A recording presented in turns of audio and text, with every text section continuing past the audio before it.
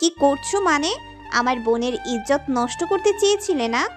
ওকে রুমের মধ্যে নিয়ে তুমি ওর সর্বনাশ করতে চেয়েছিলে, আর এখন তুমি কিছুই জানো না। আমি তোমাদের হাতে নাতে ধরেছি। ভাবির কথা শুনে আমি আকাশ থেকে পড়লাম, এসব কি বলছে ভাবি? তখন আমি বললাম, ভাবি আপনি এগুলো কি বলছেন? আপনার মাথা ঠিক আছে? তখন ভাইয়া আমার সামনে এসে রাগী কণ্ঠে বলে উঠলো, যা সত্যি তাই বলেছি। মায়া নিজে আমাদের বলেছে যে তুই ওর ইজ্জত নষ্ট করতে চেয়েছিস, তুই ওকে ধর্ষণ করতে চেয়েছিস, তুই একটা ধর্ষক। আমি বুঝতে পেরেছি এদেরকে মায়ার মুখ থেকে আসল ঘটনা শোনাতে হবে। তাই মায়াকে উদ্দেশ্য করে বললাম, মায়া তুমি অন্তত বলো আমি এগুলো কিছুই করিনি। তখন মায়া ন্যাকা কান্না করতে করতে বললো, হ্যাঁ, তুমি আমার ইজ্জত নষ্ট করতে চেয়েছো। তুমি একটা বাজে ছিলে। জানি না এভাবে কত মেয়ে জীবন নষ্ট করেছো। ভাগ্যিস তখন আপু এসেছিল, না হলে আমার যে কি হতো। অফিসের একটা কাজে আমার রাজশাহী যেতে হচ্ছে। সকাল সকাল স্টেশনে গিয়ে টিকিট কেটে নিজের সিটে গিয়ে বসে পড়লাম। নিজের সিটে বসে সামনে তাকিয়ে অবাক হয়ে গেলাম, কারণ সামনে আমার ভাইয়া, ভাবি ও ভাবির কোলে একটা বাচ্চা, আব্বু আম্মু ও ভাবির বোন মায়া বসে আছে। আমি তাদের দেখে অবাক হলাম, তারা আমাকে দেখে অনেক অবাক হলো। তবুও কেউ আমার সাথে কথা বললো না। কথা বলবেই বা কী করে? 8 বছর আগে ভাবির একটা মিথ্যা অপবাদের জন্য আমার পরিবার আমাকে ত্যায্য পুত্র করেছে। আমিও খুশি মনে তাদের ছেড়ে চলে এসেছি। এবার আমার পরিচয় দিই, আমি মিজু আহমেদ। বর্তমান বাংলাদেশের টপ 5 জন কোটিপতির মধ্যে আমি একজন। পরিবার থাকা সত্ত্বেও আমার কেউ নেই। খেয়াল করলাম ভাইয়া আমার দিকে তাকিয়ে আছে, বোধ হয় আমাকে কিছু বলবে, সেটা শোনার অপেক্ষা করে ওখান থেকে চলে এলাম। আজকে আমার সাথে কথা বলে কোনো লাভ হবে না। 8 বছর আগে যদি আমার কথাটা শুনতো তাহলে হয়তো আজ তাদের সাথে কথা বলতাম, কিন্তু তারা আমার সাথে কথা বলেনি। আজকে আমিও তাদের সাথে কথা বলবো না। ট্রেনের দরজার কাছে দাঁড়িয়ে আছি এবং ভাবছি ভাবি কেন আমার সাথে এমন করছিল, তার উত্তর আজও অজানা। অবশ্য সেই কথা আমার জানার ইচ্ছাও নেই। ট্রেনের দরজার কাছে দাঁড়িয়ে বাইরে তাকে থাকতে থাকতে হঠাৎ করে আমার অতীত মনে পড়ে গেল। তাহলে চলুন দেরি না করে আপনাদের আমার অতীত বলি। 8 বছর আগে সবে মাত্র ইন্টার পরীক্ষা দিয়েছিলাম। পরিবার বলতে আমি, আব্বু আম্মু এবং ভাইয়া। একদিন নিজের রুমে বসে বসে ফেসবুক চালাচ্ছিলাম। তখন আব্বু আমার রুমে এসে আমার হাতে কয়েকটা বিয়ের কার্ড ধরিয়ে বললেন, এগুলো তোর বন্ধু বান্ধবদের দিয়ে বিয়েতে আসতে বলবি। আমি কার্ডগুলোর একটা খুলে দেখলাম ভাইয়ার বিয়ের কার্ড। বিয়ের সময় দেখলাম পরশু। তুমি বিয়ে ঠিক করেছো আমাকে বলবে না? তখন আব্বু আমার পাশে বসে বললেন, এই যে এখন বললাম।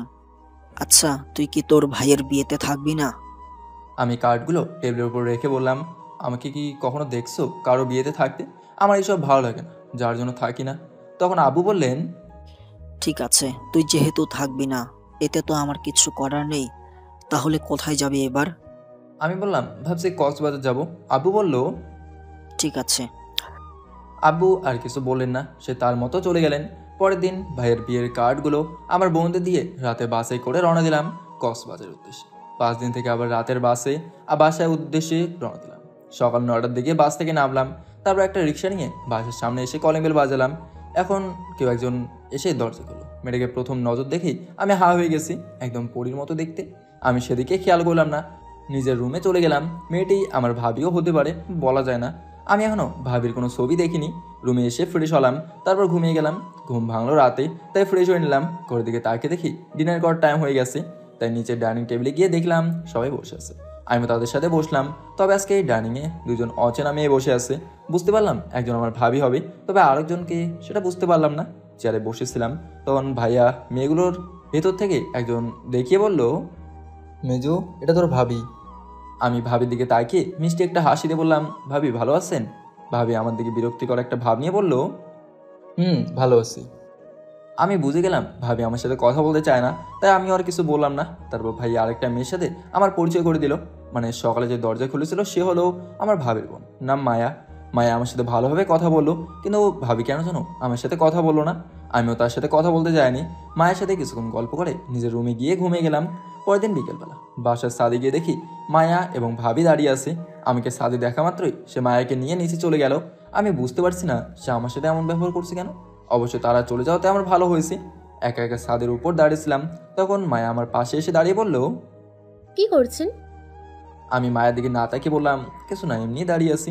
তখন মায়া কিছুটা হাসি মুঙিয়ে বলল, আচ্ছা, আপনাকে একটা প্রশ্ন করতে পারি? আমি মনে মনে বললাম, যখন থেকে এসেছেন প্রশ্নই তো করে চলেছেন, এখন আবার জিজ্ঞেস করার কি আছে যে একটা প্রশ্ন করব? আমি কিছু বলছি না দেখে আমার বাম কাঁধ ধরে নাড়িয়ে বলল, কি হয়েছে? কিছু বলছেন না কেন? তখন আমি মায়ের দিকে তাকালাম, তারপর বললাম, বলুন কি বলবেন। তখন মায়া বলল, আপনি কিসে পড়েন? আমি বললাম, এবার ইন্টারের ফাইনাল ইয়ারে পরীক্ষা দিয়েছি। আপনি? মায়া তখন খুশি হয়ে ওর হাত বাড়িয়ে দিয়ে বলল, আমিও। আচ্ছা, আমরা যেহেতু একই ক্লাসে, তাহলে কি ফ্রেন্ড হতে পারি? আমি মায়ের হাত না ধরে বললাম, হওয়া যায়। হঠাৎ করে মায়া আমার হাত ধরতেই তারপর বলল, যেহেতু ফ্রেন্ড হয়েছো, তাহলে তুমি করে কথা বলি। আমি মায়ের কাছ থেকে হাতটা ছাড়িয়ে নিয়ে বললাম, ঠিক আছে বলবো। তারপর আমরা কিছুক্ষণ গল্প করে রুমে চলে এলাম। মায়া মেয়েটা অনেক মিশুক, সহজে আমার সাথে মিশে গেছে। 7 দিন পর আজকে মায়া চলে যাচ্ছে, সাথে আমার ফ্যামিলির সবাই, শুধু আমি বাদে। একদিন রাতে ছাদে দাঁড়িয়েছিলাম, যখন নিচে নেমে রুমে যাব, তখন ভাইয়ের রুম থেকে ভাবি ভাইয়াকে আমার ব্যাপারে কি যেন বলছে। আমি দরজায় কান লাগিয়ে দিলাম, তখন ভাইয়া ভাবিকে বলল, আচ্ছা, তুমি সবাইকে তোমার বাসায় যেতে বললে, কিন্তু নিজেকে যেতে বললে না কেন? তখন ভাবি ভাইয়াকে বলল, দেখো, তোমার ভাইকে আমি দু চোখে দেখতে পারি না। তার চেয়েও বড় কথা হলো, তোমার ভাইকে আমার ভালো লাগে না, যার জন্য ওকে যেতে বলিনি। তখন ভাইয়া কিছুটা রাগী কণ্ঠে বলল, কি কারণে ভালো লাগে না সেটা তো একটু বলবে। তখন ভাবিও রাগী কণ্ঠে ভাইয়াকে বলে উঠল, সেটা বলতে পারবো না। তোমাকে বলেছি তোমার ভাইকে ভালো লাগে না মানে লাগে না। এটা নিয়ে আর কোনো কথা আমি শুনতে চাই না। ভাবির এমন কথা শুনে ভাইয়া কিছু বললো না। ভাবির এমন কথাগুলো শুনে আমার পায়ের নিচ থেকে মাটি সরে যাওয়ার মতো অবস্থা। জানি না ভাবি আমাকে পছন্দ করে না কেন। ভাবির কথা শুনে ভালো লাগছে না, তাই রুমে না গিয়ে আবার ছাদে গেলাম। ছাদে গিয়ে ভাবির বলা কথাগুলো ভাবছি, তখন হঠাৎ করে কেউ একজন আমার পেছনে এসে দাঁড়ালো। পেছনে তাকে দেখি মায়া দাঁড়িয়ে আছে। মায়ের দিকে তাকানো মাত্রই মায়া আমার হাতে একটা চিঠি ধরে দিয়ে চলে গেল। আমি চিঠিটা খুলে পড়তে লাগলাম। চিঠিতে লেখা ছিল, তোমাকে প্রথম যেদিন দেখি সেদিন তোমাকে ভালো লাগে, আর তোমার সাথে থাকতে থাকতে এতদিনে তোমাকে ভালোবেসে ফেলেছি, তাই আই লাভ ইউ, ইতি মায়া। চিঠিটা পরে আমি কিছুক্ষণ ঘোরের ভেতরেই ছিলাম। সত্যি বলতে আমিও মায়াকে ভালোবেসে ফেলেছি, তাই ওকে হ্যাঁ বলে দেবো। তবে আজকে আর বলবো না, পরে একসময় বলে দেবো। তারপর আমি ছাদ থেকে নেমে সোজা রুমে এসে ঘুমিয়ে গেলাম। সকালে সবাই ভাবির বাসাতে গেল, শুধু আমি বাদে। সবাই চলে যাওয়ার পর আমি রুমে এলাম, তখন আমার ফোনটা বেজে উঠলো। পকেট থেকে বের করে দেখি মায়া ফোন করছে। আমি কল রিসিভ করতেই ওপাশ থেকে মায়া বলে উঠলো, কি মিস্টার, আমার প্রশ্নের উত্তর কোথায়? আমি কোনো কিছু না ভেবে বলে দিলাম, আই লাভ ইউ টু। ওপাশ থেকে মায়া খুশি হয়ে বললো, সত্যি? এভাবেই শুরু হয়েছিল আমাদের ভালোবাসা। দেখতে দেখতে 20 দিন কেটে গেছে, আমাদের কথা এখনো কাউকে জানায়নি। আর ভাবি তো এখন আমাকে আরও দেখতে পারে না। 1 মাস পর হঠাৎ করে মায়া আমাকে কল করলো।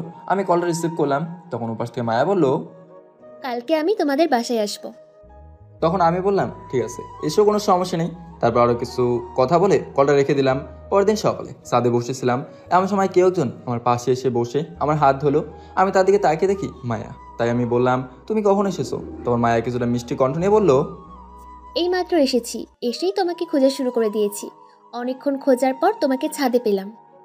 আমি বললাম, আমি বেশিরভাগ সময় ছাদের উপরেই বসে থাকি, তাই আমাকে ছাদেই বেশি পাবে। তারপর আমরা দুজনে বসে অনেক কথা বলতে লাগলাম। অনেকক্ষণ কথা বলার পর হঠাৎ করে ভাবি আমাদের পেছনে এলো।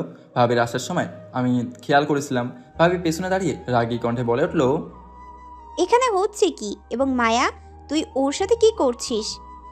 মায়া হঠাৎ করে ভাবির কণ্ঠ শুনে ভয় পেয়ে গেল, তাই ভাবির দিকে তাকিয়ে কাঁপা কাঁপা গলায় বলল, কিছু না, এমনি বসে আছি। তারপর ভাবি মায়াকে আর কিছু বলতে না দিয়ে হাত ধরে নিচে নিয়ে গেল। মায়াকে নিয়ে যাওয়ার পর আমিও নিচে গেলাম, দেখলাম সবাই বসে আছে।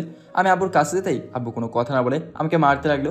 আমি তখন বললাম, আব্বু আমাকে মারছো কেন? আমি কি দোষ করেছি? আমাকে একবার বলবে তো? আব্বু আমার কোনো প্রকার কথা শুনছে না, শুধু মেরেই যাচ্ছে। আমি শুধু বলছি, কেন মারছো? মাঝখান থেকে ভাইয়া বলে উঠলো, তোকে কেন মারছি তুই জানিস না?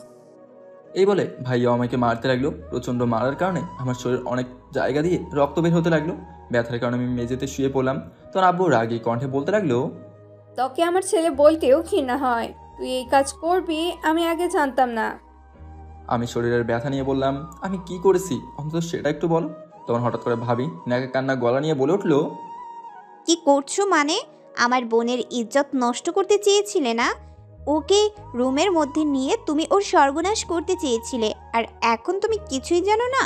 আমি তোমাদের হাতে নাতে ধরেছি। ভাবির কথা শুনে আমি আকাশ থেকে পড়লাম, এসব কি বলছে ভাবি? তখন আমি বললাম, ভাবি আপনি এগুলো কি বলছেন? আপনার মাথা ঠিক আছে?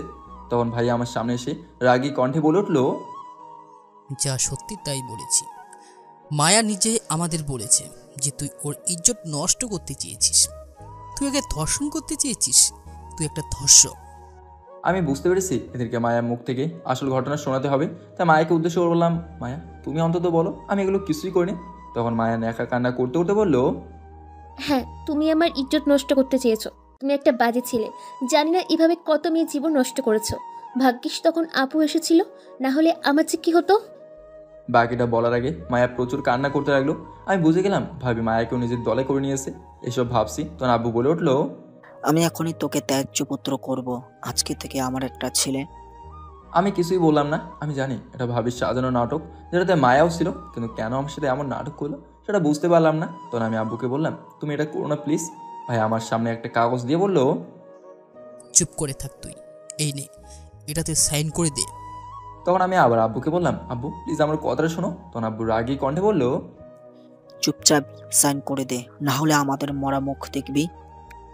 এটা বলার পর আব্বু কাগজটা সাইন করতে বললেন। আমি সবাইকে অনেকবার বোঝানোর চেষ্টা করলাম, কিন্তু কেউ আমার কথা শুনতে চাইল না।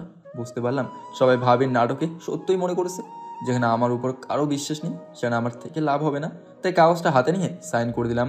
কাগজটা স্বাক্ষর করে বাসা থেকে বের হয়ে যাওয়ার সময় ভাবিকে বললাম, আপনি কাজটা ঠিক করলেন না, এর বিচার আল্লাহ করবে। আর মায়া, তুমি তো আমাকে ভালোবাসতে, তাহলে এরকম করলে কেন? আর তোমার ভালো থেকে আজ থেকে তোমাদের সাথে আমার কোনো সম্পর্ক নেই। সত্যটা একদিন জানতে পারবে, হয়তো আর আমাকে পাবে না। কথাগুলো বলেই বাসা থেকে বের হয়ে এলাম। আজকে প্রচুর কান্না পাচ্ছে, কিন্তু আমি কাঁদবো না, কারণ ছেলেদের কাঁদতে নেই, আফসোস করতে পারি না। একটা বাইরের মেয়ের জন্য সবাই আমাকে অবিশ্বাস করলো। যাই হোক, তারা যেহেতু আমাকে সারা ভালো থাকতে পারবে, আমি তাদের সারা ভালো থাকবো, এতে আমার কোনো সমস্যা হবে না। তাদেরকে দেখে দিতে হবে তাদের ছাড়াও আমি বাঁচতে পারি। হাঁটতে হাঁটতে বাস স্ট্যান্ডে চলে এলাম। আমার কাছে মাত্র কয়েক হাজার টাকা এবং মোবাইল রয়েছে। কি করব, কোথায় যাব, কিছু বুঝতে পারছি না। বাস কাউন্টারের চেয়ারের মাথায় হাত দিয়ে বসে আছি। এমন সময় আমার বন্ধু রাজ সাথে দেখা হয়ে গেল। আমাকে এরকম চিন্তিত দেখে বলল, কিরে কেমন আছিস এবং তোকে এত চিন্তিত লাগছে কেন? আমি বেশি কিছু না ভেবে বললাম, আমার লাইফ শেষ হয়ে গেছে। তখন রাজ বলল, কেন, কি হয়েছে আমাকে একটু বল দেখি। আমি রাজকে সব কিছু খুলে বললাম।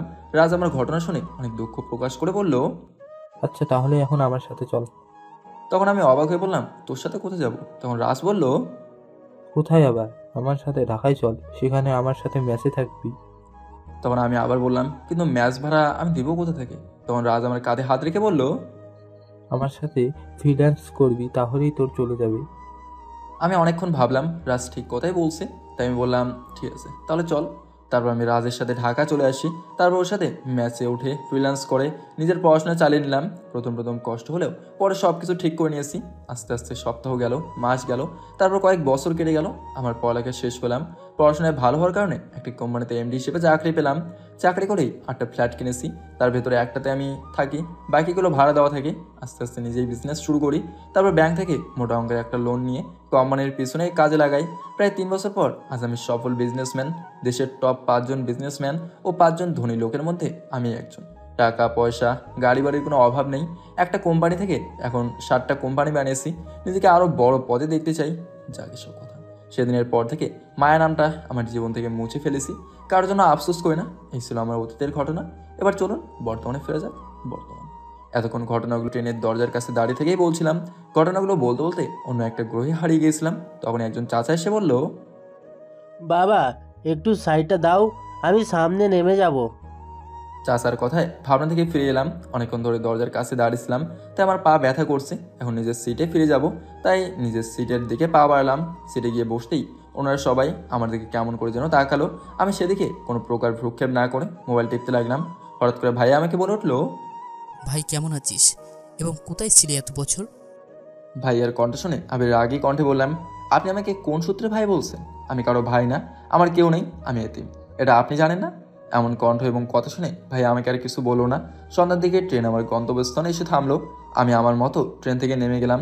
এই স্টেশনে ওনারাও নামবে। সারাদিনে তারা অনেকবার আমার সাথে কথা বলতে এসেছে, তবে আমি তাদের সাথে কোনো প্রকার কথা বলিনি।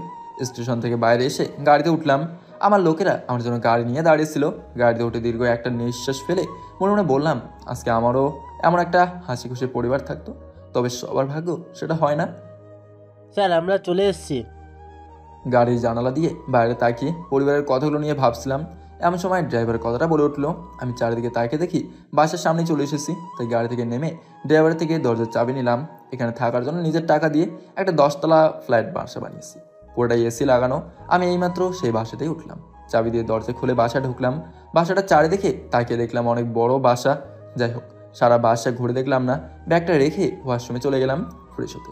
ফ্রেশ হয়ে বাসার বাইরে এলাম। এখন রেস্টুরেন্টে যাব, কারণ এখানে খাওয়ার কোনো ব্যবস্থা নেই। তার চেয়েও বড় কথা হলো, আমি খাবার রান্না করতে পারি না। সবসময় খাবার রেস্টুরেন্ট থেকেই কিনে খাই। বাসার ভেতর থেকে বের হয়ে রাস্তা দিয়ে হেঁটে যাচ্ছিলাম। এই কয়েক বছরের রাস্তাঘাটগুলো অনেক বদলে গেছে। নতুন নতুন রাস্তা তৈরি হয়েছে। আমার গন্তব্য ছিল রেস্টুরেন্টে যাওয়া, তাই সেদিকে রাস্তা ধরে হাঁটতে লাগলাম। একটু পর একটা বাড়ি থেকে নেমে গেলাম। বাড়িটার কারণ না, আমাদের বাড়ি ছিল। বাড়ির সব কিছু আগের মতোই আছে। কিছুক্ষণ চোখ বুলিয়ে নিলাম বাড়িটার উপর। চোখটা ছাদে পড়ে দেখলাম একটা মেয়ে এবং ছেলে দাঁড়িয়ে কথা বলছে। অন্ধকার থাকায় মুখটা ভালোভাবে দেখতে পেলাম না। বাসার দরজা থেকে মনে হলো কেউ বোধহয় বাসা থেকে বের হবে, তাই ওখান থেকে হাঁটা শুরু করলাম। আমি কাউকে দেখাতে চাই না যে আমি এই শহরেই আছি। জোরে জোরে হাঁটছি। 5 মিনিট পর একটা রেস্টুরেন্টের সামনে এসে গেলাম। তারপর রেস্টুরেন্টে গিয়ে খাবার খেয়ে নিয়ে বিলটা দিয়ে বাইরে এলাম। বাসায় যাওয়ার জন্য একটা রিক্সা ডাক দেবো, এমন সময় আমার বয়সে একজন আমার কাছে এসে বলল, আপনি কি মিজু? কথাটা বলার পর আমি ছেলেটার দিকে কিছুক্ষণ তাকে থেকে চেনার চেষ্টা করলাম। মুখ ভর্তি দাড়ি, বড় বড় চুল, কিন্তু চেহারাটা অনেকবার দেখেছি। তাই বললাম, হ্যাঁ আমি মিজু, কিন্তু আপনি কে? আপনাকে তো চিনলাম না। তখন ছেলেটা খুশি হয়ে আমাকে বলল, আমাকে চিনতে পারছিস না? আমি তোর বন্ধু নিলয়, কলেজে যে একসাথে পড়লাম। নিলয় নামটা শুনে মনে পড়লো কলেজে আমার একটা বন্ধু ছিল, ওর নাম ছিল নিলয়, কিন্তু ওখানে বড় বড় চুলদারি থাকার কারণে চিনতে পারিনি। আরে নিলয়, ভালো আছিস? কথাটা বলেই জড়িয়ে ধরলাম। নিলয় আমাকে জড়িয়ে ধরে বলল, আমি ভালো আছি, কিন্তু তুই কেমন আছিস? আমি ভালো আছি, তোর এই অবস্থা কেন? তখন নিলয় আমাকে ছেড়ে দিয়ে বলল, কেন, আমার আবার কি হয়েছে?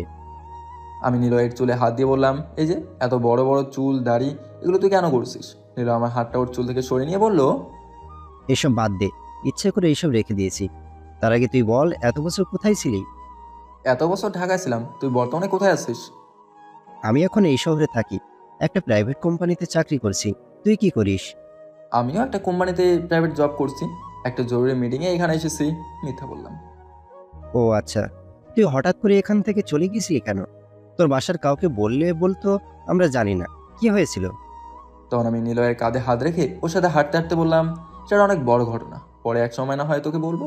তখন নিলয় ভ্রু কুচকে বলল, না, তুই এখন বল, কি কারণে তুই এখান থেকে চলে গিয়েছিলি? এবার আমি বাড়তি কোনো কথা না বলে নিলয়কে সব ঘটনা খুলে বললাম। আমার ঘটনা শুনে নিলয় বলল, সি, তোর ভাবি তোর সাথে এই কাজটা একদম ঠিক করেনি। আমি কালকেই তোর বাসায় গিয়ে তোদের সকলকে সব সত্য বলে আসবো।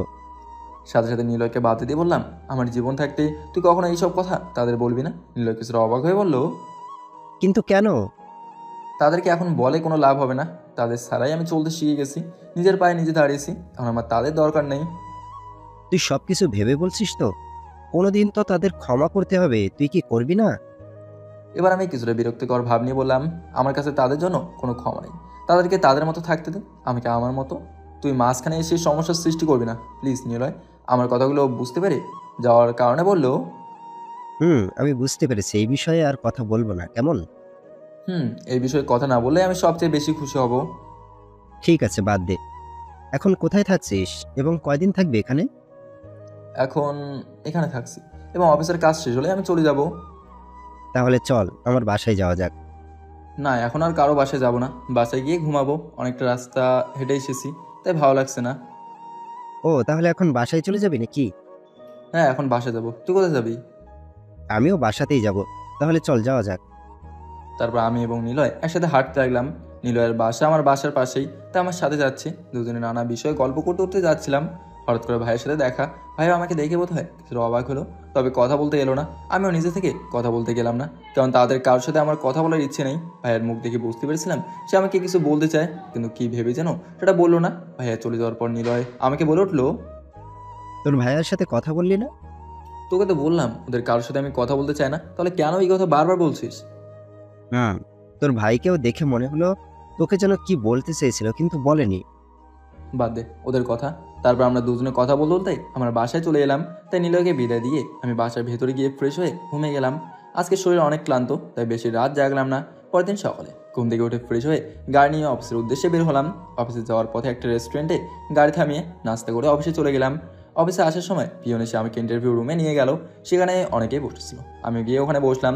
একটু পর হঠাৎ করে মিটিং রুমে দুজন লোক ঢুকে পড়লো। তাদের চিন্তায় আমার কোনো প্রকার অসুবিধা হলো না, কারণ তারা হলো ভাইয়া এবং আব্বু। তারা আমাকে এখানে বসে থাকতে দেখে অনেকটা অবাক হয়ে গেছে। বোধহয় আমার দিকে হা করে তাকিয়েছিল কিছুক্ষণ। আমি তাদের দিকে বেশি খেয়াল না করে অন্যদিকে তাকিয়ে থাকতে লাগলাম। একটু বার মিটিং শুরু হলো। মিটিং শেষ হতে প্রায় দুপুর 2টা বেজে গেল। এর ভেতর ভাইয়া ও আব্বু অনেকবার কথা বলতে চেয়েছে, কিন্তু আমি কথা বলিনি। দুপুরে মিটিং শেষ হওয়ার অফিসে ক্যান্টিনে গিয়ে লাঞ্চ করে বাসে চলে গেলাম। কালকেও মিটিং হবে, যার জন্য আমাকে এখানে থাকতে হবে। বিকেলবেলা নিলয়কে ফোন করে বাসে আসতে বললাম। 10 মিনিট পর কলিং বেল বেজে উঠলো। দরজা খুলে দেখি নিলয় দাঁড়িয়ে আছে। আমি কিছু বলতে যাবো, তখন নিলয় বলে উঠলো, হ্যাঁ বল, কি বলবি? তোর কি কোনো কাজ আছে? না, আমার হাতে এখন তেমন কাজ নেই। কেন? তাহলে চল কোথা থেকে ঘুরে আসি, একা একা থাকতে আর ভালো লাগছে না। তাহলে চল যাওয়া যাক। তুই দাঁড়া, আমি রেডি হয়ে আসছি। তারপর নিলয়কে দাঁড় করিয়ে রেডি হয়ে নিয়ে নিলয়ের সাথে বাইরে চলে গেলাম। বাসার সামনে থেকে রিক্সা ডাক দিয়ে উঠে পড়লাম। প্রথমে আমরা একটা পার্কে গেলাম, সেখানে কিছুক্ষণ বসে থেকে চলে গেলাম নদীর পাড়ে। নদীর কিনারে পাথরের উপর বসেছিলাম আমি এবং নিলয়। এমন সময় হঠাৎ করে একটা মেয়ের দিকে ইশারা দিয়ে বলল, দেখ তো মেয়েটাকে, তোর ভাবির মতো দেখতে না? নিলয়ের কথা শুনে আমি ওর হাত বরাবর তাকিয়ে অবাক হয়ে গেলাম, কারণ নিলয়কে বলছিল মেয়েটাকে ভাবির মতো দেখতে। আসলে সেটা ভাবির মতো দেখতে না, সেটা ভাবি, এবং তার সাথে মায়াও আছে। তাদের দেখে মনে হলো তারা বোধহয় আমাকে দেখতে পেয়েছে, তাই আমার দিকে আসতে লাগলো। তখন আমি নিলয়কে বললাম, ওরা কিছু বললে তুই কিছু বলবি না কেমন? নিলয় মাথা নেড়ে হ্যাঁ জানালো। তখন তারা প্রায় আমাদের কাছাকাছি চলে এসেছে। তারা আমার সাথে কথা বললো, আমি তাদের সাথে কথা বললাম না। দেখলাম ভাবি আমার পাশে এসে দাঁড়ালো। তারপর বললো, মিজু, তোমার সাথে আমার কিছু কথা আছে। আমি তার কথার কোনো প্রকার উত্তর না দিয়ে নিলয়কে বললাম, চল এখন তাহলে বাসায় যাওয়া যাক, এখানে থাকা যাবে না। বলে নিলয়কে নিয়ে ওখান থেকে উঠে চলে এলাম। তখন ভাবি আবার বলল, মিজু প্লিজ আমার কথাটা শুনে যাও, তোমার সাথে আমার অনেক জরুরি কথা আছে। ভাবির কথায় পাত্তা না দিয়ে ওখান থেকে চলে এলাম। আমি এবং নিলয় হাঁটছিলাম। এমন সময় নিলয় বলে উঠলো, আচ্ছা, আমার একটা প্রশ্ন আছে। বল দেখি তোর কি প্রশ্ন? আচ্ছা, তোর ভাবি তোর সাথে অমন ব্যবহার করেছিল কেন? এরকম করার কারণটা আমি নিজেও জানি না, তোকে কিভাবে বলবো? নিলয় কিছুটা অবাক হয়ে বলল, তার মানে তুই জানিস না? না, এবং কখনো জানতেই চাইনি কেন এমন করেছে। তবে এখন জানার চেষ্টা করতে হবে। এখন কোথায় যাবো? সন্ধ্যা তো হয়ে এলো। চল কোথাও গিয়ে বসে থাকি। ঠিক আছে, তার আগে চল তোকে আমার বাসা থেকে ঘুরিয়ে নিয়ে আসি। এখন? হ্যাঁ, এখন যাব, চল। এত করে যখন বলছিস তাহলে চল যাওয়া যাক। তারপর নিলয় একটা রিক্সা ডাক দিল। দুজনের রিক্সায় উঠে নিলয়ের বাসার সামনে চলে এলাম। আমি রিক্সা থেকে নেমে নিলয়ের সাথে বসার ভেতরে গেলাম। দরজার কাছে গিয়ে কলিং বেল বাজিয়ে দিতেই একজন মেয়ে এসে দরজা খুলে দিল। আমি এর আগে অনেকবার নিলয়ের বাসায় এসেছি, কিন্তু কখনো এই মেয়েকে দেখিনি। তখন নিলয় বলে উঠলো, বাইরে দাঁড়িয়ে আছিস কেন? ভেতরে আয়। আমি ভেতরে যেতেই নিলয় মেয়েটাকে দেখিয়ে বলল, এটা তোর ভাবি, নাম জান না? আমি মনে মনে বললাম, তার মানে ওটা নিলয়ের বউ? ও আচ্ছা, আঙ্কেল আন্টি কোথায়? তাদের তো দেখছি না। তারা কয়েকদিনের জন্য গ্রামের বাড়ি গেছে। তুই দাঁড়িয়ে আছিস কেন? বস। আমি সোফায় বসলাম। তখন জান্নাত মানে নিলয়ের স্ত্রী আমাকে চা নাস্তা দিল। আমি সেগুলো খেতে লাগলাম এবং ওদের সাথে গল্প করতে লাগলাম। কিছুক্ষণ ওদের বাসায় থাকার পর আমি বললাম, আজকের মতো এই পর্যন্ত, পরে যদি এই শহরে আসি তাহলে আবার দেখা হবে, কেমন? তুই চলে যাবি কবে? কালকে অফিসের মিটিং শেষ হবে, তাই পরশু সকালেই চলে যাব। ঠিক আছে। আমি আর কিছু না বলে ওখান থেকে সোজা বাসায় চলে এলাম। বাসায় আসার পথে রাতের খাবার কিনে নিয়ে এসেছি। ঘড়ির দিকে তাকে দেখি 8টা বাজতে চলেছে। আজকের দিনের সময়টা কোথা দিয়ে চলে গেল আমি কিছুই বুঝতে পারলাম না। যাই হোক, ওয়াশরুমে গিয়ে ফ্রেশ হয়ে এসে খাবার প্লেটে নেব, এমন সময় কলিং বেল বেজে উঠলো। এত রাতে আমার বাসায় কে আসবে সেটা দেখার জন্য দরজা খুললাম। আমি ভেবেছিলাম হয়তো নিলয় এসেছে, কিন্তু আমার ধারণা ভুল করে দিল, কারণ দরজার কাছে ভাবি, ভাইয়া এবং মায়া দাঁড়িয়ে আছে। তাদের আমি এখানে মোটেও আশা করিনি। আমি দরজা লাগিয়ে দেবো, এমন সময় ভাইয়া আমাকে বললো, তুই দরজা লাগিয়ে দেওয়ার আগে তোর ভাবির কথাগুলো শোন। আমি আপনাদের কারো কোনো কথা শুনতে চাই না। আপনারা এখানে কেন এসেছেন? আমি তোমার কাছে ক্ষমা চাইতে এসেছি। আপনাদের কাউকে আমি কখনো ক্ষমা করব না। আপনারা এখান থেকে চলে যান, বলে দরজা লাগিয়ে দেবো। হঠাৎ করে তারা দরজা ধাক্কা দিয়ে বাসার ভিতরে ঢুকে পড়লো। তখন আমি রাগী কণ্ঠে বললাম, আপনাদের সাহস তো কম না, আমার বাসার ভিতরে ঢুকে পড়ছেন? চুপচাপ চলে যাবেন নাকি দারোয়ানকে দিয়ে এখান থেকে বের করে দেবো, কোনটা? তখন ভাবি কিছুটা কান্না কান্না ভাব নিয়ে বললো, তুমি আমাদের কথাগুলো শুনলে আমরা চলে যাব। প্লিজ তুমি আমার কথাগুলো শোনো। কি কথা শুনবো আপনার? একে তো আমার জীবন নষ্ট করে দিয়েছেন, তারপর এখন আবার এখানে নাটক করতে এসেছেন। বের হয়ে যান আমার বাসা থেকে, আপনাদের মুখটা আমি দেখতে চাই না। এটা বলে জোর করে তাদের আমার বাসা থেকে বের করে দিয়ে দরজা লাগিয়ে দিলাম। ওদের এইসব নাটক এখন আর আমার ভালো লাগছে না। আমার জীবনটা নষ্ট করে দিয়ে আবার এসেছে আমাকে করুণা দেখাতে।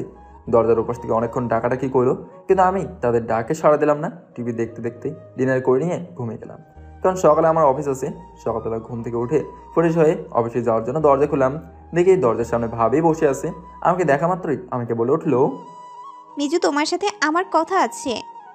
মনে মনে ভাবলাম এত করে যখন বলছে তখন না হয় আমরা একটা প্রশ্নের উত্তর নিয়ে নিই। তাই বললাম, আপনার কোনো কথা আমি শুনতে চাই না, শুধু আমরা একটা প্রশ্নের উত্তর দিন।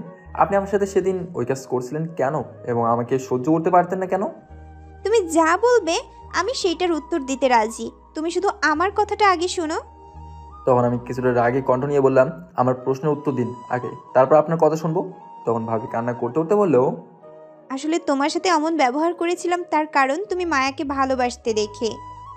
ভাবের কথাটা শুনে আমার কেমন যেন সন্দেহ লাগলো, কারণ মায়াকে তো ভালোবেসেছিলাম তাদের বিয়ের 1 সপ্তাহ পর, কিন্তু সে তো আমাকে ঘৃণা করতো যেদিন বিয়ে ছিল সেদিন থেকে। সোজা বুঝে গেলাম উনি আমাকে মিথ্যে বলছেন। তাই আমি বললাম, আমাকে মিথ্যে বলছেন কী কারণে? সত্য করে বলুন, কী কারণে আমার সাথে অমন কাজ করেছেন এবং আমাকে কেন দেখতে পারতেন না? আমি তোমাকে মিথ্যা বলবো কেন, আমি সত্য কথা বলছি। আমি ভাবিকে আর কিছু না বলেই ওখান থেকে নিচে চলে এলাম।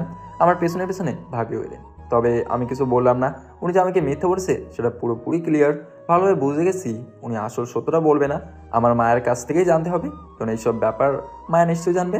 এখন দেরি করা যাবে না, তাড়াতাড়ি করে অফিসে যেতে হবে, নাহলে দেরি হয়ে যাবে। তাই গাড়িতে উঠে অফিসে চলে গেলাম।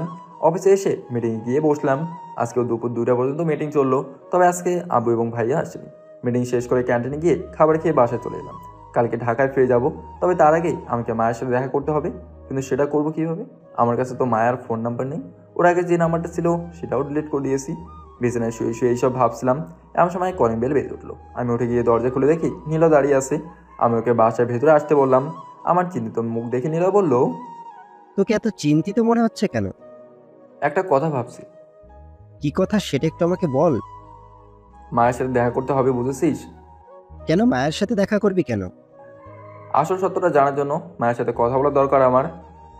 ও তাহলে মায়াকে কল করে দেখা করতে বল। সেটাই তো পারছি না, আমার কাছে মায়ের নাম্বার নেই। ঠিক আছে, তুই চিন্তা করিস না। মায়া এখন কোথায় আছে সেটা কি জানিস? বোধহয় আমাদের বাসায় আছে, কালকে তো ভাইয়ের সাথে এসেছিল। ঠিক আছে, দাঁড়া আমি দেখছি। তুই বাসাতেই থাকিস কেমন? বলে নীলয় চলে গেল। আমি জানি না নীলয় এখন কি করে মায়ের সাথে আমার দেখা করানোর ব্যবস্থা করবে। দেখতে দেখতে প্রায় 30 মিনিট কেটে গেল। হঠাৎ করে আমার ফোন বাজতে লাগলো। ফোনের দিকে তাকে দেখি নীলয়ের নাম্বার, তাই কল রিসিভ করলাম। তখন ওপাশ থেকে নীলয় বলতে লাগলো, হ্যালো মিজু, মায়াকে তোদের বাসা থেকে বের করে নিয়ে এসেছি। এখন ওকে কোথায় নিয়ে আসবো? কেমন করে বের করে নিয়ে এসেছিস? জোর করে নিয়ে এসেছিস নাকি? আরে না, বাসার ভেতরে গিয়ে মায়াকে বললাম যে তুই ওর সাথে কথা বলবি, তখন ও নিজের ইচ্ছাতে আমার সাথে এসেছে। ঠিক আছে, তাহলে ওকে বাসায় নিয়ে আয়। তোকে একটা কথা মেসেজে পাঠিয়ে দিয়েছি, চেক কর। তোর সাথে মেসেজে কথা বলবো এখন। বলে নীলয় কলটা কেটে দিল। বুঝতে পারলাম না কি এমন কথা যেটা কিনা মেসেজে বলতে হবে। নীলয়ের মেসেজের জন্য অপেক্ষা করছিলাম। একটু পর আমার নাম্বারে একটা মেসেজ এলো। মেসেজটা নীলয়ের নাম্বার থেকে এসেছে। সেখানে লেখা আছে, আচ্ছা তুই কি জানিস মায়ের বিয়ে হয়েছে? মেসেজটা পড়ে কিছুক্ষণ ঘোরের মধ্যেই ছিলাম। ভাবি এমন একটা কাজ করবে সেটা আমি ভাবতেও পারিনি। আমাকে না বলে মায়ের বিয়েটাও দিয়ে দিয়েছে। তবে যেটা করেছে ভালোই করেছে, এটা নিয়ে আমার আফসোস করে লাভ হবে না। নীলয়ের মেসেজে রিপ্লাই দিলাম, না ওর বিয়ে হয়েছে, ভালো হয়েছে, এটা নিয়ে আমার কোনো প্রকার সমস্যা নেই, তুই ওকে নিয়ে আমার বাসায় আয়, তাই হবে। মেসেজটা নীলয়কে পাঠিয়ে দিলাম। একটু পর বাসার কলিং বেল বেজে উঠলো। দরজা খুলে দেখি নীলয় মায়াকে নিয়ে দাঁড়িয়ে আছে। আমি ওদের বাসার ভেতরে আসতে বললাম। তারপর আমি গিয়ে খাটে বসলাম। মায়া আমার সামনে দাঁড়িয়ে আছে। আমি ওকে খাটে বসতে বললাম। মায়া খাটে বসে পড়লো। তার আমি বললাম, তোমাকে একটা প্রশ্ন জিজ্ঞেস করার জন্য এখানে ডেকেছি। আশা করি তুমি তোমার বোনের মতো মিথ্যা বলবে না। তুমি আমাকে যা জিজ্ঞেস করবে আমার সেটা জানা থাকলে অবশ্যই উত্তর দেওয়ার চেষ্টা করব। তুমি আমাকে বলো, তোমার বোন আমাকে সহ্য করতে পারতো না কেন? আসলে আপু টাকার খুব নেশা। যখন আপু তোমাদের বাসায় আসে তখন দেখে তোমাদের অনেক সম্পদ, যার জন্য আপু তোমাকে। মায়াকে আর কিছু বলতেই দিলাম না, কারণ পুরো কথাটা আমি বুঝে গেছি। ভাবি কেন আমাকে সহ্য করতে পারতো না এবং কেন সেদিন ওই নাটক করেছিল। ও এখন কেন আবার আমাকে তাদের কাছে ফিরে নিতে চাচ্ছে। এখন মায়াকে এখানে রেখে লাভ হবে না, তাই নীলয়কে বললাম ওকে বাসায় নামিয়ে দিয়ে আয়। আমার যা জানার দরকার ছিল সেটা জেনে এসেছি। ঠিক আছে মায়া, চলো তোমাকে বাসায় পৌঁছে দিয়ে আসি। তখন মায়া আমাকে বলল, তুমি যা ভাবো না কেন আমি আজও তোমায় অনেক ভালোবাসি। এইসব কথা আপনার মুখে মানে না। আপনার বিয়ে হয়েছে, নিজের স্বামীর সাথে সুখের সংসার করুন। আপনাদের মাঝখানে আমাকে টেনে কোনো সমস্যার সৃষ্টি করবেন না। আপনি এখন আসতে পারেন। মায়া আমাকে কিছু না বলে চুপচাপ বাসার ভেতর থেকে বের হয়ে গেল। ওর সাথে নীলয় গেল। ওরা চলে যাওয়ার পর আমি বারান্দায় গেলাম। ভাবি এইসবের জন্য আমার জন্য এই কাজগুলো করবে সেটা ভাবতে ভাবতে একটা সিগারেট ধরালাম। আমি সিগারেট খাই না, যখন মনটা খুব বেশি খারাপ থাকে তখন একটু খাই। বারান্দায় গ্রিল ধরে ব্যস্ত শহরটা দেখছিলাম। কালকে চলে যাব এই শহর থেকে, জানি না আবার কবে আসবো এখানে, বোধহয় আর জীবনেও আসা হবে না। তখন পেছনে কারো উপস্থিতি টের পেলাম। পেছনে তাকে দেখি নিলয় দাঁড়িয়ে আছে। আমাকে বারান্দায় দাঁড়িয়ে থাকতে দেখে বলল, কি হয়েছে, একা একা দাঁড়িয়ে আছিস কেন? আজকে জানতে পারলাম ভাবি আমার সাথে কেন এমন করতো। আমার কিন্তু সেটা বলিনি। তোর উত্তরটা পরে দেবো, আগে আমার কথা শোন। একটা মানুষ টাকার জন্য কতটা নিচে নামতে পারে সেটা কি একটু ভেবে দেখেছিস? টাকার জন্য যে কেউ মানুষের জীবনও নষ্ট করতে পারে। নিলয় কিছু বলছে না, আমার কথাগুলো শুধু শুনছি। আমি আবার বলতে লাগলাম, এতদিন আমি ভাবতাম কী কারণে ভাবি আমাকে সহ্য করতে পারতো না, কিন্তু আজকে সেটা জানার পর আমি নিজেই অবাক হয়ে গেছি। ভাবি আমার সাথে অমন ব্যবহার করতো কারণ আমার বাবার টাকা পয়সা সব কিছুতে আমার অর্ধেক ভাগ ছিল, কিন্তু ওনার এত টাকার নেশা যে আমাকে বাসা থেকেই তাড়িয়ে দিল। পুরো সম্পদ ভাইয়ের নামে চলে যাবে তাই, এবং তারা সারা জীবন আরামে কাটিয়ে দিবে। মায়াকে ভালোবাসতাম, এটা তার কাছে কোনো সমস্যা ছিল না, এটাকে শুধু ব্যবহার করেছে। ছাড় না এইসব, এগুলো ভেবে কি লাভ হবে? ভাবতে চাই না, তবে মনে পড়লে অনেক কষ্ট লাগে। বাদ দে সব, তুই চলে যাবি কবে? কালকে সকালে চলে যাব। ও আচ্ছা, তাহলে থাক, বাসায় চলে যাই, কালকে সকালে না হয় দেখা হবে। ঠিক আছে যা। তারপর নিলয় চলে গেল। আমি ল্যাপটপ নিয়ে অফিসের কিছু কাজ করতে লাগলাম। হঠাৎ চোখে পড়লো আমার রাজশাহীর অফিসটায় কেন জানি লস হচ্ছে। যাক, আর ঢাকা ব্যাক করা যাবে না, এখানেই থাকবো। মাথাটা টেনশনে ভরে যাচ্ছে, তাই নিলয়কে ফোন করলাম। একবার রিং হতে কল রিসিভ করে বলল, হ্যাঁ মিজু, বল। এদিকে একটা খারাপ খবর আছে। কেন, আবার কি হলো? আমাকে অফিস থেকে এখানে ট্রান্সফার করে দিয়েছে, এখন আমি কি করব? আরে এটা তো খুশির খবর, তুই তো বলেছিলি খারাপ একটা খবর আছে। এটাই তো খারাপ খবর। তুই চিন্তা করিস না, কালকে তোর সাথে এই বিষয়ে কথা বলবো। আমি আর কিছু না বলে কলটা কেটে দিলাম। আমার এই শহরে থাকার কোনো ইচ্ছে নেই, কারণ এখানে থাকলে আমার পরিবারের সাথে দেখা বারবার হবে, যেটা কিনা আমি চাই না। কিন্তু এতে এখন আমার কিছু করার নেই, ভাগ্যে এটা আছে, এটা করতেই হবে। এটা নিয়ে আর বেশি আফসোস করলাম না। আল্লাহ যা করেন সেটা নিশ্চয়ই ভালোর জন্যই করে। ঘড়ির দিকে তাকিয়ে দেখলাম রাত 9টা বাজতে চললো, ডিনার করতে হবে। তাই বাসা থেকে বের হয়ে গাড়িটা নিয়ে রেস্টুরেন্টে চলে গেলাম। সেখানে গিয়ে খাবার খেয়ে আবার বাসায় এসে ঘুমিয়ে গেলাম। পরদিন ঘুম ভাঙলো নিলয়ের ফোনে। ঘুম ঘুম চোখে কল রিসিভ করতেই নিলয় বলল, তোর বাসার দরজাটা খুলে তোর বাসার দরজার সামনে দাঁড়িয়েছি। ঠিক আছে দাঁড়িয়ে থাকে, আসছি বলে কলটা কেটে দিয়ে বিছানা থেকে নেমে দরজা খুলে দিলাম। নিলয় বাসার ভেতরে এসে বলল, এখনো ঘুমাচ্ছিস, অফিসে যাবি না? আমার অফিস এখনো দেরি আছে, কিন্তু তুই এত সকাল সকাল এখানে কেন? কালকে রাতে ট্রান্সফারের কথা বললি, সেটার বিষয়ে কথা বলতেলাম। ওটার বিষয়ে আর কি বলবি, যা হয়েছে সেটা হয়ে গেছে। এখন হাজার চেষ্টা করলে ওটা ঠিক করতে পারবো না। আচ্ছা তাহলে অফিসে যা, আমিও আমার অফিসে যাই। আমার সাথে চল, তোকে তোর অফিসে নামিয়ে দিয়ে যাবো। না থাক, আমার অন্য একটা কাজ আছে, সেটা করে অফিসে যাব, তুই চলে যা। বলেই নিলয় চলে গেল। আমি কিছু বললাম না। নিলয় যাওয়ার পর আমি গাড়ি নিয়ে অফিসে চলে গেলাম। অফিসের সামনে এসে গাড়ি থেকে নামতেই ম্যানেজার ফুল দিয়ে শুভেচ্ছা জানালো। তারপর অফিসের ভেতরে ঢুকলাম। অফিসে অনেকেই ফুল দিয়ে শুভেচ্ছা জানালো। তারপর অফিসের সকলের সাথে পরিচয় হলাম। পরে নিজের কেবিনে গিয়ে বসলাম। কেবিনে বসে ম্যানেজারের কাছ থেকে সব কিছুর হিসাব নিচ্ছিলাম। তখন একজন কেবিনের কাছে এসে বলল, স্যার ভেতরে আসতে পারি? আমি তাকে ভেতরে আসতে বললাম। ভেতরে আসার পর আমি তার দিকে তাকালাম। তাকে দেখে পুরো অবাক হয়ে গেলাম, কারণ সেটা আর কেউ না, সেটা হলো নিলয়। কী ব্যাপার তুই এখানে? আমাকে এখানে দেখে নিল অবাক হয়ে বলল, আমি তো এখানে কাজ করছি, কিন্তু তুই এখানে কি করছিস? আমিও তো এই কোম্পানিতে কাজ করি, তুইও এখানে কাজ করিস, এটা জানতাম না। যাই হোক, ভালো হয়েছে, অন্তত একজনকে পাওয়া গেল। তুই কি বলতে এসেছিস? কিচ্ছু না, এমনি নতুন বসকে এটা দেখতে এসেছি।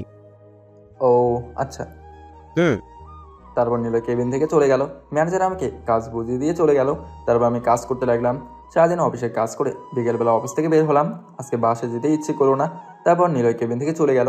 ম্যানেজার আমাকে কাজ বুঝিয়ে দিয়ে চলে গেল। তারপর আমি কাজ করতে লাগলাম। সারাদিন অফিসে কাজ করে বিকেলবেলা অফিস থেকে বের হলাম। আজকে বাসায় যেতে ইচ্ছে করলো না, তাই পার্কে চলে গেলাম। পার্কে গিয়ে একটা বেঞ্চে বসতে যাবো, তখন হঠাৎ করে একটা মেয়ের সাথে ধাক্কা লাগলো, যার ফলে দুইজনেই পড়ে গেলাম। আমি মেয়েটার দিকে তাকালাম, দেখলাম মেয়েটাও উঠে দাঁড়ালো। তাই আমি উঠে দাঁড়িয়ে বললাম, আপনি কে এবং আমাকে ধাক্কা দিলেন কেন?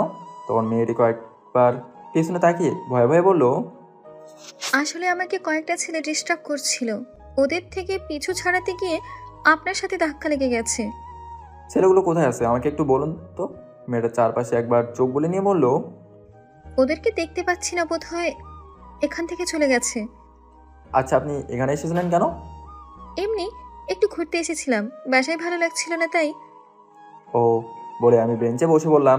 কিন্তু আমাকে অবাক করে দিয়ে মেয়েটা আমার পাশে বসে পড়লো। তারপর আমাকে বলতে লাগলো, আমার নাম নীলা, আপনার নাম কি? আমি স্বাভাবিকভাবে উত্তর দিলাম, আমার নাম মিজু। তখন মেয়েটা মানে নীলা আমাকে বললো, আচ্ছা, আপনি এখানে কোথায় থাকেন? আপনাকে তো আগে এখানে দেখিনি। আমি এখানে থাকি এবং আমাকে এখানে দেখবেন কিভাবে? আমি তো এখানে থাকি না, কয়েকদিন আগে এখানে এসেছি, অনেক বছর আগে এখানে থাকতাম, কিন্তু একটা সমস্যার কারণে আমি চলে গিয়েছিলাম। ও, আপনার পরিবারে কে কে আছে? আমার কেউ নেই, আমি একা। কেন, আপনার বাবা মার কি হয়েছে? আমি মাথা নিচু করে বললাম, তারাও আছে, তবে তারা আমাকে নিজের সন্তান থেকে বঞ্চিত করেছে। নীলা অনেকটা অবাক হয়ে বলল, আপনার সাথে কি হয়েছিল সেটা একটু বলবেন? সেটা শুনে আপনি কি করবেন? নীলা একটু অভিমান করে বলল, ঠিক আছে, বলা লাগবে না। আচ্ছা, আপনি কি করেন? জব করি। আপনি কি বিরক্ত বোধ করছেন আপনাকে এইসব কথা বলছি দেখে? আরে না, বিরক্ত বোধ করবো কেন? সেটা আমার থেকে আপনি ভালো জানবেন। আচ্ছা, আমরা কি বন্ধু হতে পারি? আমি প্রথম দেখায় কারোর সাথে বন্ধুত্ব করি না, পরবর্তীতে যদি দেখা হয় তাহলে বন্ধুত্ব করব, কেমন?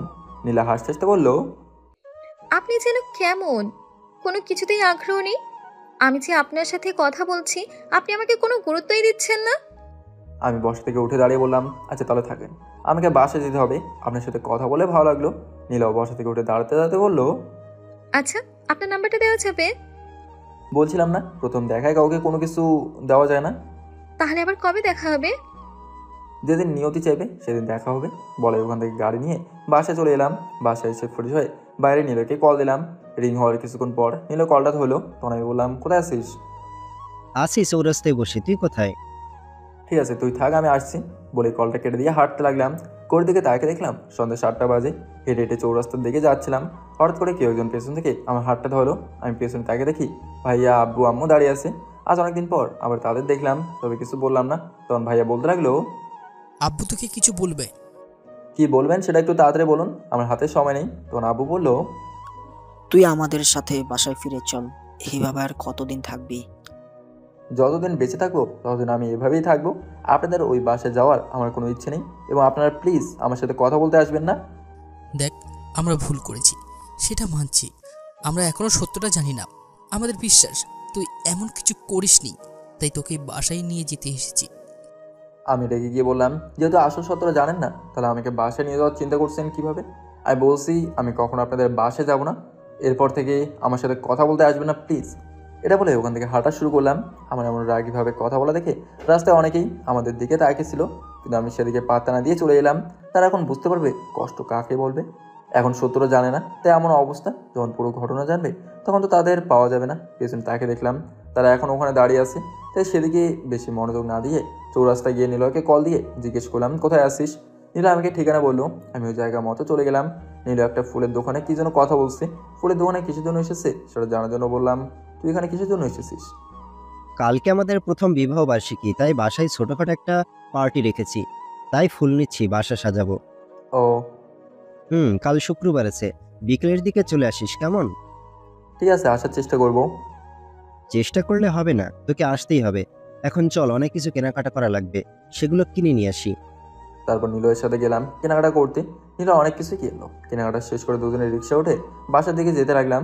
রিক্সা আমার বাসার সামনে আসতেই নীলয়কে বললাম, আমি তাহলে বাসায় চলে যাই, কালকে তোর সাথে দেখা হবে। এখন বাসায় যাবি? তাছাড়া কি করবো, তুই তো এখন বাসায় চলে যাবি। ঠিক আছে, তাহলে যা। ওকে বলে রিক্সাওয়ালা মামাকে রিক্সা থামাতে বললাম। মামা রিক্সা থামানোর পর আমি রিক্সা থেকে নেমে ভাড়া দিতে যাব, এমন সময় নীলয় বললো, তোর ভাড়া দেওয়া লাগবে না, আমি ভাড়া দিব, তুই বাসায় চলে যা। ভাড়াটা আমি দিয়ে দিচ্ছি, সমস্যা কি? না, তোর ভাড়া দেওয়া লাগবে না, ভাড়াটা আমি দিয়ে দিচ্ছি, তুই চলে যা। আর মামা, রিক্সা টান দেন। সত্যি সত্যি নীলয় আমাকে ভাড়াটা দিতে দিল না, রিক্সা নিয়ে চলে গেল। আমি আমার টাকাটা পকেটে রেখে বাসার দরজার সামনে এসে লক খুলে ভিতরে চলে গেলাম। আজকে আর ডিনার করবো না, তাই ফ্রেশ হয়ে এসে শুয়ে থেকে টিভি দেখতে লাগলাম। টিভি দেখতে দেখতে কখন ঘুমিয়ে গেছি সেটাই মনে নেই। পরদিন ঘুম থেকে উঠে ফ্রেশ হয়ে নাস্তা করতে বাসা থেকে বের হলাম। রেস্টুরেন্টে গিয়ে নাস্তা করে আবার বাসায় চলে এলাম। সারাদিন বাসার ভেতর থেকে কাট দিলাম। বিকেলবেলা রেডি হয়ে গাড়িটা নিয়ে নিলয়ের বাসায় গেলাম। কলিং বেল বাজাতে নিলয় এসে দরজা খুলে দিল। আমি ভেতরে প্রবেশ করে দেখলাম অনেক মানুষজন বসে আছে। তখন আমি নিলয়কে বললাম, কতজনকে ইনভাইট করছিস? বেশি না, আমার এবং জান্নাতের আত্মীয় স্বজন। তুই একটা কাজ কর, তুই গিয়ে ওখানে বসে থাক, ভালো লাগবে। ঠিক আছে। নিলয়ের কথা মতো আমি গিয়ে সোফায় বসলাম। সোফায় বসে বসে ফোন টিপছিলাম, এমন সময় পেছন থেকে একটা মেয়েলি কণ্ঠ বলে উঠলো, আরে, আপনি এখানে? কণ্ঠটা আমার কাছে কেমন যেন চেনা চেনা লাগলো। মনে হচ্ছে কণ্ঠটা আগেও শুনেছি, কিন্তু এটা কার কণ্ঠ সেটা জানার জন্য পেছনে তাকালাম। দেখলাম পেছনে তাকিয়ে অবাক হয়ে গেলাম, কারণ পেছনে নীলা দাঁড়িয়ে আছে। আমাকে ওর দিকে তাকানো দেখে মিষ্টি একটা হাসি দিয়ে বলল, আপনি এখানে কি করছেন? এটা আমার বন্ধুর বাসা, কিন্তু আপনি এখানে কেন? আসলে এটা আমার কাজিনের শ্বশুরবাড়ি, আজকে ওর বিবাহ বার্ষিকী, তাই এসেছি। আপনার কাজিনকে? নিলয় ভাইয়ার বউ জান্নাত, চিনেন কি? চিনি। তখন নীলা আমার পাশে বসতে বসতে বলল, আমি ভাবতেই পারিনি আপনার সাথে আবার এভাবে দেখা হবে। কেন, আমার সাথে দেখা হয়ে ভালো লাগছে না? ভালো না লাগলে অন্য কারোর সাথেও কথা বলেন। আমি কি সেটা বলছি? আপনার ব্যবহার দেখে বুঝছি আপনি খুব ঝগড়াটে। আমি ঝগড়াটে না, আমি সবসময় উচিত কথা বলি, যেটা সবার ঠিক জায়গায় গিয়ে লাগে। তখন নীলা আমাদের কাছে এসে বলল, তুই এখনো এখানে বসে আছিস? তাছাড়া আমি কি করব? সেটা বলছি। নীলা তোমাকে জান্নাতে ডাকছে, যাও গিয়ে শুনে আসো। আমাকে আবার ডাকছে কেন? আমি জানি না, তুমি গিয়ে শুনে আসো। তখন নীলা আমাকে বলল, আচ্ছা, আমি শুনে আসছি। আপনি কিন্তু কোথাও যাবেন না, আপনার সাথে আমার কথা আছে। বলে নীলা চলে গেল। তখন আমি নিলয়কে বললাম, বস তুই আমার পাশে। নীলা আমার পাশে বসতে বসতে বলল, বল, কি বলবি? নীলা তোদের কি হয়? নীলা হলো জান্নাতের কাজিন। তুই কিন্তু এইসব জিজ্ঞেস করছিস কেন? এমনি জিজ্ঞেস করলাম। কিন্তু তুই নীলাকে চিনিস কিভাবে? কালকে পার্কে গিয়েছিলাম, তারপর আমার এবং নীলার ঘটনা খুলে বললাম। আমাদের ঘটনা শুনে নীলা বলল, বুঝতে পেরেছি। আচ্ছা চল, এখন ওদিকে সবকিছু রেডি হয়ে গেছে বোধহয়। তুই যা, আমি এখানে বসে থেকে দেখবো, দাঁড়িয়ে থাকতে আর ভালো লাগে না। ঠিক আছে, তাহলে থাক। বলে নীলা চলে গেল, গিয়ে কেক কাটলো, সেটা সবাইকে খাওয়ালো। একটু পর নীলা হাতে এক টুকরো কেক নিয়ে আমার কাছে এসে বলল, নিন, কেকটুকু আপনার জন্য নিয়ে এলাম। আমার জন্য আপনাকে কেক আনতে বলছে? কেউ বলেনি, আমার মন বলল তাই নিয়ে এলাম। এখন কথা না বলে নিন, কেকটা খান। আমি খাবো না, যদি এটাতে কিছু মিশিয়ে নিয়ে আসেন তার চেয়ে বরং আপনি খান এটা। আশ্চর্য, আমি কেন কেক কিছু মিশিয়ে নিয়ে আসবো? কি জন্য নিয়ে আসবেন সেটা আমার থেকে আপনিই ভালো জানবেন। এটাতে কিছু মিশিয়েই আনিনি। এখন আপনি না বলে এটা খান, পরে আপনার সব কথা শুনবো। দেখলাম নীলা এত জোরাজোরি করছে, তাহলে খেয়ে নিই।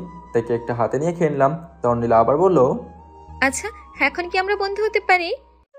বন্ধু হয়ে কি করবেন? বর্তমান যুগে বন্ধু না হওয়া ভালো। আপনি কিন্তু কথা দিয়েছিলেন, এখন সেটা রাখছেন না কেন? কি বলেছিলাম একটু বলবেন? কেন, কালকে না বললেন পরে যদি আবার দেখা হয় তাহলে আমার সাথে বন্ধুত্ব করবেন? এখন করছেন না কেন? আমি ভাবতে লাগলাম যে বন্ধুত্ব করবো কিনা। একটু ভেবে দেখলাম বন্ধুত্ব করলে তেমন কিছুই হবে না, তাই বললাম ঠিক আছে, বন্ধুত্ব করতে পারি, সমস্যা নাই। তাহলে তুমি করে বলতে হবে। ঠিক আছে। আচ্ছা, তোমার ফোন নাম্বারটা দাও। সেটা পারবো না। ঠিক আছে, তুমি না দিলে আমি নিলয় ভাইয়ের কাছ থেকে নিয়ে নিব। ঠিক আছে। তখন আমাদের সামনে একটা মেয়ে এসে দাঁড়ালো। মেয়েটা বোরকা পরে থাকায় চিনতে পারলাম না। আমরা মেয়েটার দিকে না তাকিয়ে দুজনে গল্প করছিলাম। তখন মেয়েটার রাগী কণ্ঠে বলে উঠলো, কি হচ্ছে এখানে? তুমি এই মেয়েটার সাথে কথা বলছো কেন? মেয়েটার কণ্ঠ আমার কাছে অনেক চেনা চেনা লাগলো। অনেকবারই কণ্ঠটা শুনেছি, তাই ভাবলে লাগলাম এটা কার কণ্ঠ। কিছুক্ষণ ভাবার পর মনে পড়লো এটা মায়ার কণ্ঠ। তার মানে এটা মায়া। কিন্তু সে এখানে কি করছে সেটা আমাকে জানতে হবে। ও যেহেতু এখানে এসেছে তাহলে একটু অপমান করি। আমি কিছু না দেখে মায়া আবার বলে উঠলো, কি হলো, কিছু বলছো না কেন? মেয়েটি কে? ওর সাথে তুমি কি করছো? এটা মায়া কিনা সেটা নিশ্চিত হওয়ার জন্য বললাম, আমি যা খুশি তাই করি। সেটা আপনি বলার কে? আপনার নাম কি? তখন মায়া ওর মুখের উপর থেকে কাপড় সরিয়ে দেখালো। আমি যা ধরেছিলাম সেটাই ঠিক, মেয়েটা মায়া। এখন বলো আমি কে? আপনি এখানে কি চান? তুমি মেয়েটার সাথে কি করছো? কি করছি সেটা আপনাকে বলবো কেন? আপনি কে? আমি যেই হই না কেন, আগে বলো তুমি এখানে কি করছো? সেটা আপনাকে বলবো? আপনি আমার কি হন যে আপনাকে বলতে হবে? আমি তোমাকে ভালোবাসি, এটা তুমি ভুলেছিও না। এবার আমি নিজের রাগ কন্ট্রোল করতে পারলাম না, জোরে করে বলে উঠলাম, আপনি নিশ্চয়ই এটা ভুলে যাচ্ছেন যে আপনার বিয়ে হয়ে গেছে এবং এত বছর পর আমাকে বলতে এসেছেন যে আমাকে ভালোবাসেন। কেন 8 বছর আগে আপনার ভালোবাসা কোথায় ছিল? সেদিন ওই কাজটা করার আগে আপনার এই ভালোবাসার কথা মনে পড়েনি? সেদিন আমার জীবনটা শেষ করে আজকে আবার এসেছেন আমার জীবন শেষ করতে। ও আপনি কেমন মেয়ে, হ্যাঁ, যার স্বামী থাকতেও অন্য ছেলেকে এসে বলে ভালোবাসি? আপনার কি কোনো লজ্জা শরম নেই? বিহায় আমি একটা। আমি আরও কয়েকটা কথা বলতাম, কিন্তু নীলা আমাকে বাধা দেওয়ার কারণে বলতে পারলাম না কথাগুলো। বলে খেয়াল করলাম মায়ের চোখ দিয়ে পানি পড়ছে। তখন নীলা মায়াকে বলতে লাগলো, তুমি এখানে কেন এসেছো? তোমাকে তো বলেছিলাম তুমি মিজুর সাথে কথা বলবে না, তবুও কেন কথা বলতে আসো? ওর মনে তোমার জন্য কোনো প্রকার ভালোবাসা নেই, যা আছে সব ঘৃণা। ও এখন এখানে দাঁড়িয়ে, অপমান না হয়ে যাও, বাসায় যাও, আর কোনোদিন ওর সামনে আসবে না। মায়া বোধ হয় আমার এমন রাগ কখনো দেখেনি। এখানে উপস্থিত সবাই মায়াকে বাজে মেয়ে বলে নানা রকম মন্তব্য করতে লাগলো। মায়া সেগুলো শুনতে না পেরে ওখান থেকে চলে গেল। তখন নীলা আমাকে বলল, তোমার মাথাটা একটু ঠান্ডা করো। এবং মেয়েটাকে? সেটা পরে বলবো, আমি বাসে যাব, আমার এখানে ভালো লাগছে না। ঠিক আছে চলো, তোমাকে তোমার বাসায় নামিয়ে দিয়ে আসি। আমার সাথে কাউকে যেতে হবে না, আমি একাই চলে যাব।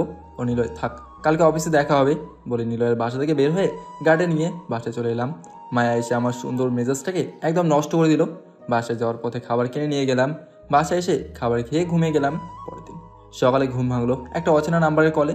অচেনা নাম্বার হওয়ার কারণে কল রিসিভ করলাম না। অনেকবার রিং এলো এই নাম্বার থেকে, কিন্তু রিসিভ করলাম না। ঘুম ভেঙে যাওয়ার কারণে বিছানা থেকে নেমে ফ্রেশ হয়ে নিয়ে রেডি হলাম। তারপর অফিসের দিকে রওনা দিলাম। যাওয়ার পথে রেস্টুরেন্ট থেকে নাস্তা করে নিলাম। অফিসে এসে নিজের কেবিনে গিয়ে ব্যাগটা রেখে চেয়ারে বসতে যাব, তখন আবার ওই নাম্বার থেকে কল এলো। আমি বুঝতে পারছি না এটা কে, যে এতবার করে কল করছে। একবার কলটা ধরে দেখলে বোঝা যাবে এটা কার নাম্বার। এসব ভাবতে ভাবতে কল রিসিভ করতে যাব, তখন কেটে গেল। 1 মিনিট পর আবার ওই নাম্বার থেকে কল এলো। এবার কল রিসিভ করলাম, তখন ফোনের উপাস থেকে একটা মেয়ে সালাম দিল। আমি সালামের উত্তর দিয়ে বললাম, আপনি কে? আমি নীলা, চিনতে পেরেছো কি? আমি মনে মনে বললাম, তাহলে এটা নীলার নাম্বার, কিন্তু সে আমার নাম্বার কোথায় পেলো? তুমি আমার নাম্বার কোথায় পেলে? ব্যবস্থা করেছি। তার আগে বলো, তোমাকে এতবার কল দিলাম, তুমি আমার কল রিসিভ করলে না কেন? আননোন নাম্বারের কল আমি রিসিভ করি না। মাঝে মাঝে করতে হয়, এটা আমার নাম্বার, তুমি একটু সেভ করে রেখে দিও। ঠিক আছে, এখন তাহলে কলটা রাখি, আমার অনেক কাজ আছে। আর একটু কথা বলি, তোমার সাথে কথা বলতে আমার ভীষণ ভালো লাগছে। এখন পারবো না, কাজ করবো বাই বলে কলটা কেটে দিয়ে কাজ করতে লাগলাম। কাজ করতে করতে লাঞ্চের সময় হয়ে গেল, তাই ক্যান্টিনে গেলাম খাবার খাওয়ার জন্য। খাবার শেষ করে আবার নিজের কেবিনে এসে কাজ করতে লাগলাম। সারাদিন অফিসের কাজ করে বিকেলবেলা অফিস ছুটি হলো, তাই অফিসের সামনে রাস্তায় এসে গাড়িতে উঠতে যাব। এমন সময় কেউ একজন আমার হাত ধরে ফেললো। হাতটা কে ধরলো সেটা দেখার জন্য পেছনে তাকালাম। পেছনে তাকে দেখি নীলা দাঁড়িয়ে। নীলাকে এখানে দেখে অনেকটা অবাক হলাম। আমার অফিসের ঠিকানা সে পেলো কোথায়? আমি কিছু বলছি না, শুধু নীলার দিকে তাকিয়ে কথাগুলো ভাবছি। তাই নীলা বলে উঠলো, কি হয়েছে, এভাবে কি ভাবছো? নীলার কথায় আমার হুঁশ ফিল, তাই বললাম, না কিছু না। তুমি এখানে কেন, এবং আমার অফিসের ঠিকানা কে দিয়েছে? পেয়েছি একজনের কাছ থেকে। এখন তো তোমার অফিস শেষ, তাই না? কেন? এমনি তোমার সাথে একটু সময় কাটাবো তাই। আমার সাথে সময় কাটে তোমার কি কোনো লাভ হবে? অনেক ভালো হবে, চলো একটু ঘুরে আসি। বলে নীলা আমাকে গাড়ির ড্রাইভারের সিটের পাশে বসে পড়লো এবং সে গিয়ে ড্রাইভারের সিটে বসলো। নীলা গাড়ি চালাতে জানে কি না সেটা আমি জানি না, তাই বললাম, আচ্ছা তুমি যে ড্রাইভিং সিটে বসলে তুমি কি গাড়ি চালাতে পারো? না পারলে কি এখানে বসেছি বলো? এখন এই সময় কথা বলে বলে কোথায় যাবে? আমি বাসায় যাব। এখন তোমাকে বাসায় যেতে দিব না, একেবারে যেহেতু তোমার নাগাল পেয়েছি, এবার আর ছাড়ছি না। এখন বলে কোথায় যাবে? বললাম তো আমাকে বলতে না দিয়ে। ঠিক আছে, বলা লাগবে না, তোমাকে আমার পছন্দের একটা জায়গায় নিয়ে যাচ্ছি, চলো। আমি কিছু বললাম না। নীলা গাড়ি চালাচ্ছে, আমি জানালা দিয়ে বাইরে তাকিয়ে আছি। আপনারা অনেকে হয়তো ভাবছেন নীলার সাথে আমার সময় কাটাতে কেমন লাগে। সত্য বলতে গেলে নীলা অনেক মিশুক স্বভাবের একটা মেয়ে, খুব সহজে আমার সাথে মিশে গেছে। ওর সাথে সময় কাটাতে আমার অনেক ভালো লাগে। এসব ভাবছিলাম এমন সময় নীলা গাড়িটা থামিয়ে বলল, তুমি কি ফুচকা খাবে? আমি বাইরে তাকে দেখলাম সামনে ফুচকা বিক্রি করছে। আমি সাধারণত ফুচকা খাই না, তাই নীলাকে বললাম, না আমি ফুচকা খাবো না, তুমি একা খাও। আরে খাও, সমস্যা নেই, আমি 2 প্লেট ফুচকা অর্ডার করেছি, দাঁড়াও। শুধু তোমার জন্য অর্ডার দাও, আমি খাবো না। এত কথা বলতে হয় না, চুপ করে থাকো তো। আমি আর কিছু বললাম না। ওদিকে নীলা 2 প্লেট ফুচকা অর্ডার দিল, তারপর আমার দিকে তাকিয়ে বলল, আচ্ছা আমাকে একটা কথা বলবে? বলো কি কথা? এই যে আমি তোমার উপর অধিকার দেখাচ্ছি, তোমার বিরক্ত লাগছে না? না, বিরক্ত লাগবে কেন? তাহলে আমার সাথে ভালোভাবে কথা বলছো না কেন? মেয়েদের সাথে কথা বলার ইচ্ছেটা অনেক আগেই মরে গেছে, যার জন্য কারোর সাথে কথা বলি না। দেখো, ওই মায়া না হয় তোমার সাথে নাটক করেছে, কিন্তু সবাই তো আর এক নয়, তাই না? আমার সাথে নাটক করেছে এটা তুমি জানলে কি করে? শুধু এটা কেন, আমি তোমার অতীতের সকল ঘটনা শুনেছি। তুমি কেন বাসা ছেড়েছিলে, কোথায় গিয়েছিলে, কিভাবে চলেছো, কালকে মেয়েটা ওভাবে অপমান কেন করলো, সকল ঘটনা আমি জানি। তোমাকে এইসব নীলা বলেছে নাকি? প্রথমে বলতে চাইনি, আমি জোর করে তোমার ব্যবহারে সবকিছু শুনেছি। ও আমার না তোমার ভাবির কথা মনে পড়লে অনেক রাগ হয়। একবার তাকে সামনে পেলে অনেক অপমান করতাম।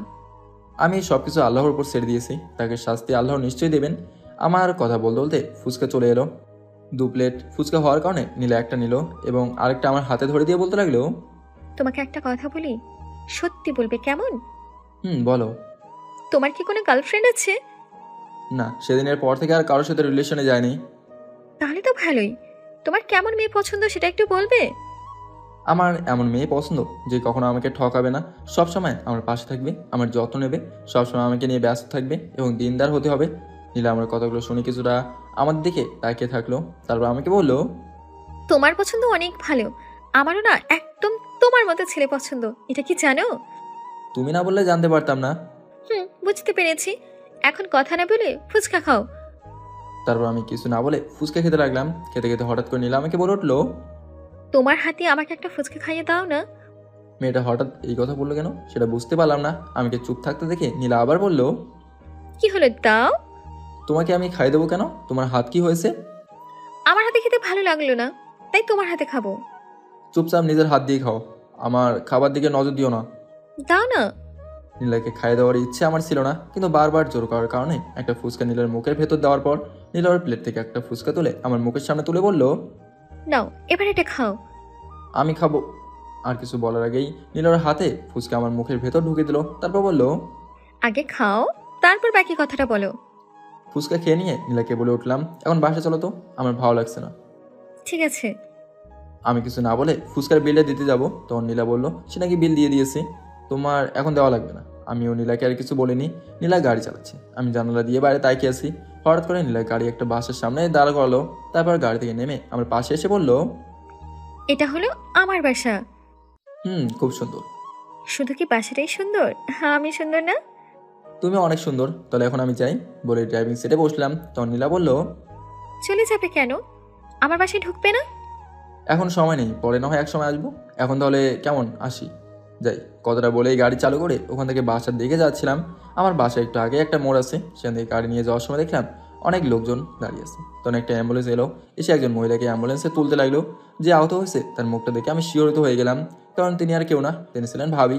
তাকে অ্যাম্বুলেন্স থেকে তোলা হচ্ছে, ওর সাথে ভাইয়াও আছে। কিন্তু এখানে কি হয়েছে সেটা দেখার জন্য গাড়ি থেকে নামলাম। অনেক লোকজন থাকায় একজনকে বললাম কি হয়েছে, তখন লোকটি বলতে লাগলো, এই মহিলাটি রাস্তা পার হওয়ার সময় হঠাৎ করে মিনি ট্রাকে এসে ওনাকে ধাক্কা দেয়, এখান থেকে হাসপাতালে নিয়ে যাওয়া হয়েছে। আমি আকাশের দিকে তাকিয়ে মুসকে একটা হাসি দিয়ে লোকটাকে বললাম, ভাই আল্লাহ ছাড় দেন, কিন্তু ছেড়ে দেন না, তাই না? হ্যাঁ অবশ্যই, কিন্তু আপনি এটা বলছেন কেন? এমনি বললাম আর কি। তারপর লোকটা আর কিছু বলেনি, আমিও আর কিছু বলিনি, চুপচাপ ওখান থেকে এসে গাড়িতে বসলাম। এতক্ষণে অ্যাম্বুলেন্সটা চলে গেছে, যার জন্য রাস্তাটাও ফাঁকা হয়ে গেছে। তাই সোজা বাসায় চলে এলাম। বাসায় এসে দরজার লক খুলে ভেতরে গিয়ে জামা কাপড় চেঞ্জ করে ফ্রেশ হতে যাবো, তখন ফোনটা বাজতে লাগলো। আমি ফোনের স্ক্রিনের দিকে তাকিয়ে দেখলাম নীলা কল দিয়েছে, তাই কল রিসিভ করে বললাম, হ্যালো। মিজু তুই কোথায়? আমি বাসায় আছি। কেন? ঠিক আছে তুই বাসায় থাক, আমি আসছি। আমি কিছু বলার আগেই কলটা কেটে দিল, তাই ফোনটা রেখে ফ্রেশ হতে চলে গেলাম। ওয়াশরুম থেকে বের হয়ে খাটের উপর বসেছিলাম, তখন কলিং বেল বেজে উঠলো। দরজা খুলে দেখি নীলয় দাঁড়িয়ে আছে, তাই ওকে ভেতরে আসতে বললাম। নীলয় ভেতরে আসার পর খাটের উপর বসলো, তারপর আমাকে বললো, ওদিকে কি হয়েছে সে খবর কি জানিস? কি হয়েছে? তোর ভাবি অ্যাক্সিডেন্ট করছে, তুই এটা জানিস না? ও, ওনার কথা বলছিস? ওনাকে অ্যাম্বুলেন্সে তুলতে আমি দাঁড়িয়ে থেকে দেখেছি, এবং কিভাবে দুর্ঘটনা হয়েছে সেটাও জানি। তোকে কষ্ট করে বলা লাগবে না। তাহলে তোর মুখে কোনো চিন্তিত ভাব নেই কেন? ওনার জন্য আমি চিন্তা করে কি করব? উনি আমাকে কে হয় যে ওনার ব্যাপারে ভাবতে হবে? আজকে যা হয়েছে এটা হলো ওনার শাস্তি। সেটাও এক প্রকার ঠিক বলেছিস। যা এইসব ব্যাপার বাদ দে, তুই অফিস শেষে কোথায় গিয়েছিলি? ওই নীলার সাথে একটু ঘুরতে গেছিলাম। নীলাকে আবার পছন্দ করিস নাকি? আর না, সেই সব কিছু না, এমনি বন্ধুর সম্পর্ক আমাদের। ভালোভাবে বুঝে কথা বলিস কেমন? নীলার ব্যবহারগুলো আমার সুবিধার মনে হচ্ছে না। সেম সমস্যা আমারও, ওর গায়ে পড়ার অভ্যাস প্রচুর, সবার সাথে এমন করে নাকি? আরে না, নীলা অমন মেয়ে না। আমার জানা মতে ছেলে বন্ধু বলতে শুধু তুই আছিস, তাছাড়া কেউ নেই। এবং ওর তোর সাথে যেমন ব্যবহার করে অন্য কারোর সাথে সেই ব্যবহার করে না। আচ্ছা থাক, আমাকে বাসায় যেতে হবে, অনেক কাজ আছে। আমিও বাইরে যাবো, চল তাহলে একসাথে যাওয়া যাক। ঠিক আছে চল। তারপর আমি আর নিলয় বাসায় বাইরে এলাম। নিলয় চলে গেল ওর বাসায়, আমি চলে এলাম রেস্টুরেন্টে ডিনার করতে। ডিনার শেষ করে বাসায় এলাম, তখন নীলা কল দিল। ওর সাথে কিছুক্ষণ কথা বলে ঘুমিয়ে গেলাম। এভাবে দেখতে দেখতে কেটে গেল 3 মাস। 3 মাস পর এই 3 মাসে নীলার সাথে আমার অনেক ভালো বন্ধুত্ব হয়ে গেছে। নীলার বাসার লোকজনের সাথেও খুব ভালো একটা পরিচয় হয়ে গেছে। ও বর্তমানে ভাবির অবস্থা তেমন ভালো না, তার একটা পা পুরো অকেজও হয়ে গেছে, যার জন্য সে ভালো করে হাঁটতে পারে না। এখন আমার পরিবারও আমার কাছে আর আসে না, না এলে আমার ভালো, কারণ তাদের সাথে আমার কথা বলার কোনো ইচ্ছে নেই। আজকে 3 তারিখ, কালকে নীলার জন্মদিন। তো ওর বাসায় একটা পার্টি দিয়েছে, সেখানে আমাকেও যেতে বলেছে। ও চকলেট খুব পছন্দ করে, তো ওর জন্য 1 বক্স চকলেট আর একটা কালো শাড়ি কিনবো। যেই ভাবা সেই কাজ, গাড়ি নিয়ে চলে এলাম শপিং মলে, গিয়ে চকলেট শাড়ি কিনে বাসায় এলাম। পরের দিন অফিস শেষ করে বাসায় এলাম, তারপর রেডি হয়ে নীলার উদ্দেশ্যে রওনা দিলাম। আজকে গাড়ি নিয়ে আসিনি, পায়ে হেঁটে হেঁটে নীলার বাসায় যাচ্ছি। একটু পর নীলার বাসার সামনে এলাম। আজকে বাসাটা অনেক সুন্দর করে সাজানো হয়েছে, যার জন্য চেনা যাচ্ছে না। সংকোচ বোধ না করে ওদের বাসার ভিতরে প্রবেশ করলাম। ভিতরে অনেক মানুষজন আছে, যে যার যার মতো করে অপরের সাথে কথা বলছে, সেদিকে খেয়াল না করে আমি নীলাকে খুঁজতে লাগলাম। তখন কেউ একজন আমার কাঁধে হাত রাখলো। আমি পেছনে তাকিয়ে দেখি নীলা দাঁড়িয়ে আছে। তাই আমি বললাম, কোথায় ছিলে এতক্ষণ? আমি কখন থেকে তোমাকে খুঁজছি। আমি কোথায় যাব? এখানেই ছিলাম, উল্টো আমি তোমাকে খুঁজেছিলাম। আমি অনেকক্ষণ ধরে এখানে আছি। যাক, বাদ দাও। তোমার হাতে কি? আমার হাতে নীলার জন্য কেনা চকলেট এবং শাড়ি ছিল, সেটা ওর হাতে দিয়ে বললাম, এগুলো তোমার জন্য নিয়ে এসেছি। তোমাকে এগুলো নিয়ে আসতে কে বলেছে? কেউ না, আমার ইচ্ছে হলো তাই নিয়ে এলাম। কেন, তোমার পছন্দ হয়নি? তুমি আমাকে যা দিবে সেটাই আমার পছন্দ হবে, কিন্তু আমার 2টা গিফট হবে না, আমার আরও একটা গিফট লাগবে। কি গিফট? সেটা এখন বলবো না, সময় হলে তোমার কাছে চেয়ে নিব, কেমন? ঠিক আছে, সেটা যদি আমার দিতে পারি তাহলে অবশ্যই দেবো। এখন আসো আমার সাথে। আরে না, তুমি যাও, আমি এখানে বসে থাকবো। নীলা আর কিছু না বলে ওখান থেকে চলে গেল। একটু পর নীলা কেক কাটলো। প্রথমে তার বাবা মাকে খাওয়ালো, তারপর 1 টুকরো কেক নিয়ে আমার কাছে এসে আমাকে খাইয়ে দিল। নীলার এমন ব্যবহার দেখে পার্টিতে উপস্থিত থাকা অনেকেই আমার দিকে তাকিয়েছিল, কিন্তু কেউ কিছু বলেনি। সেদিন রাতে ওখানে ডিনার করে বাসায় আসতে যাবো। আমার সঙ্গে নীলা আমার হাত ধরে ছাদে নিয়ে গেল। ছাদে নিয়ে আসার পর আমি বললাম, আমাকে ছাদে নিয়ে এলে কেন? তোমার সাথে চাঁদ দেখবো, এবং এখন তোমার কাছে আমার সেই গিফট চাইবো। ঠিক আছে, বলো কি গিফট চাও। তুমি নিশ্চয়ই জানো আমি কেমন মেয়ে। আমার যত পাগলামি সব কিছু তোমার সাথে করি। তাই আজকে যে গিফট চাইবো, কিন্তু সেটা তুমি দিবে কি না সেটা নিয়ে আমার সন্দেহ আছে। বলো কি চাও। বলবো? হুম। আমার তোমাকে চাই, তুমি কি আমার হবে? কথাটা বলে ওর মুখটা আমার বুকে লুকিয়ে ফেললো। আমি কিছুক্ষণের জন্য নীলার কথাটা বারবার ভাবতে লাগলাম। নীলা কি বললো, এটা সে আমাকে চায়, কিন্তু সেটা তো সম্ভব না। তাই নীলাকে নিজে থেকে সারিয়ে নিয়ে বললাম, তুমি কি বলছো? তোমার মাথা ঠিক আছে? যেটা বলেছি সবগুলো ঠিক। আমি তোমাকে ভালোবাসি, তাই কথাটা বললাম, এবং আমার মাথাটা পুরোই ঠিক আছে। তুমি যেটা চাইছো কোনোদিন হবে না, কারণ আমার ভালোবাসার উপর কোনো বিশ্বাস নেই। কেন নেই সেটা আমি জানি, তবে আমি কথা দিচ্ছি, আমাকে আপন করে নাও। তোমার মনে আবার নতুন করে ভালোবাসা তৈরি করে দিব। সেটা সম্ভব নয় বলে ওখান থেকে নেমে এলাম। নীলাকে কী সব আবল তাবল বললাম সেটা আমি নিজেও জানি না। তবে আমি কাউকে আবার ভালোবাসবো না, বিয়ে আগে ভালোবাসার কোনো বিশ্বাস আমার কাছে নেই। এসব ভাবতে ভাবতে বাসায় চলে এলাম। বাসায় এসে নিজের রুমে গিয়ে ফ্রেশ না হয়ে শুয়ে পড়লাম। রাত 11:30। দেখে আমার কলিং বেল বেজে উঠলো। আমি একটু অবাক হলাম, এত রাতে আবার কি আসতে পারে। সেটা দেখার জন্য দরজা খুললাম, দেখি নিলয়, জান্নাত ও নীলা দাঁড়িয়ে দাঁড়িয়ে কান্না করছে। তাই আমি নিলয়কে বললাম, কি হয়েছে, তোরা এত রাতে এখানে কি করছিস? নিলয় কিছু না বলে ঠাস করে আমার গালে একটা থাপ্পড় দিয়ে বলল, এত বড় একটা ঘটনা করে বলছিস কি হয়েছে? তোদের মাঝখানে আমরা পড়তে ঢুকতে চাই না। তোরা দুজন গিয়ে তোদের হিসাব বুঝে নে, এবং মিজু তুই রাজি হয়ে যা, না করিস না। বলে নীলাকে বাসার ভিতরে ঢুকে দিয়ে নীলা চলে গেল। নীলা এখনও কান্না করে চলেছে। মেয়েটা বোধহয় সত্যি সত্যি আমাকে ভালোবাসে, যার জন্য এত কান্না করছে। নীলার কান্না থামানোর জন্য আমি বললাম, এবার তোমার কান্নাটা বন্ধ করো, তোমার সাথে কথা বলে তুমি খাটের উপর বসো। নীলার খাটের উপর বসলো, কিন্তু কিছুতেই কান্না থামাচ্ছে না। আমি ওর পাশে বসতেই নীলা আমার হাত ধরে বলল, তুমি আমাকে মেনে নিচ্ছ না কেন? তোমাকে যে কতটা ভালোবাসি সেটা আমি বলে বোঝাতে পারবো না। তুমি কান্না থামো, তারপর তোমাকে বলছি। এবার নীলা কান্না বন্ধ করে আমাকে বলল, ঠিক আছে বলো, তুমি কি বলবে? তুমি তো আমার অতীত জানো, তবু আমাকে কেন ভালোবাসলে? আমি তোমার অতীতকে না, তোমাকে ভালোবাসি। সবার একটা না একটা খারাপ অতীত থাকে, সেটা নিয়ে সারা জীবন পড়ে থাকলে হবে না। আমাকে ভালোবাসো কবে থেকে? যেদিন তোমাকে প্রথম দেখেছিলাম সেদিন থেকে। দেখো, তোমাকে একটা সত্য কথা বলি, আমার না এরকম ভালোবাসার উপর কোনো বিশ্বাস নেই। এটা শুনে নীলা আবার কান্না করতে লাগলো। তখন আমি ওর চোখের পানি মুছিয়ে দিয়ে বললাম, আমার পুরো কথাটা শোনো। তোমাকে ভালোবাসবো, তবে আমাকে বিয়ে করার পর তার আগে আর কোনো ভালোবাসা পাবে না। এবার নীলা কান্না থামিয়ে একটা মুচকি হাসি দিয়ে আমাকে জড়িয়ে ধরে বলল, ভালোবাসি যখন, তাহলে তো অবশ্যই বিয়ে করব। তোমার পরিবার কি আমাকে মেনে নেবে? আমি আমার পরিবারের সবাইকে রাজি করিয়ে রেখেছি। সবার তোমাকে পছন্দ, তাই এটা নিয়ে চিন্তা করো না। আমি অবাক হয়ে বললাম, তার মানে আঙ্কেল আন্টিকে আগে থেকেই বলেছো যে আমাকে ভালোবাসো? আমি কোনো প্রকার কাঁচা কাজ করি না, এবং কালকে আমরা বিয়ে করব। তারপর তোমাকে নিয়ে আমার নতুন জীবন শুরু করব। বলে নীলা আমার বুকে মুখ লুকালো। তখন আবার কলিং বেল বেজে উঠলো। আমি উঠতে যাবো এমন সময় নীলা বলল, তুমি থাকো, আমি গিয়ে দেখছি কে এসেছে। বলে নীলা গিয়ে দরজা খুললো। দেখি নীলা এবং জান্নাত দাঁড়িয়ে আছে। নীলার ভিতরে প্রবেশ করতে উঠতে বললো, কি তোদের কথা শেষ নাকি? হ্যাঁ শেষ। তাহলে কালকে তোদের বিয়ে, রেডি থাকিস। ওকে। তখন নীলা আমার হাত ধরে বলল, তুমি আমাদের বাসায় চলো, তোমার এখানে থাকা লাগবে না। বলা চাই না কখন কে তোমাকে তুলে নিয়ে যাবে। তখনই আমরা সবাই হেসে উঠলাম। তারপর আর কি সেদিন রাতের নীলাদের বাসায় থাকলাম। পরদিন সন্ধ্যায় আমাদের বিয়ে হয়ে গেল 1 বছর পর। আমি এবং নীলা ঢাকাতে এসেছি বেড়াতে। আমাদের বিয়ের 1 বছর হয়ে গেছে। এই 1 বছরে নীলা আমাকে কতটা ভালোবাসে সেটা বুঝে গেছি। দিন দিন নীলার ভালোবাসা আমার জন্য বাড়ছেই। আমি এখন নীলাকে অনেক ভালোবাসি। নীলা সহজে আমার অতীত মনে করতে দেয় না। সব সময় চেষ্টা করে যেন আমার সেই অতীত মনে না করি। আমারও সেটার কথা আর মনে করি না, কারণ তাদের যা শাস্তি হচ্ছে সেটা হয়ে গেছে। এবং সেদিনের পর থেকে মায়ের কোনো দেখা পায়নি।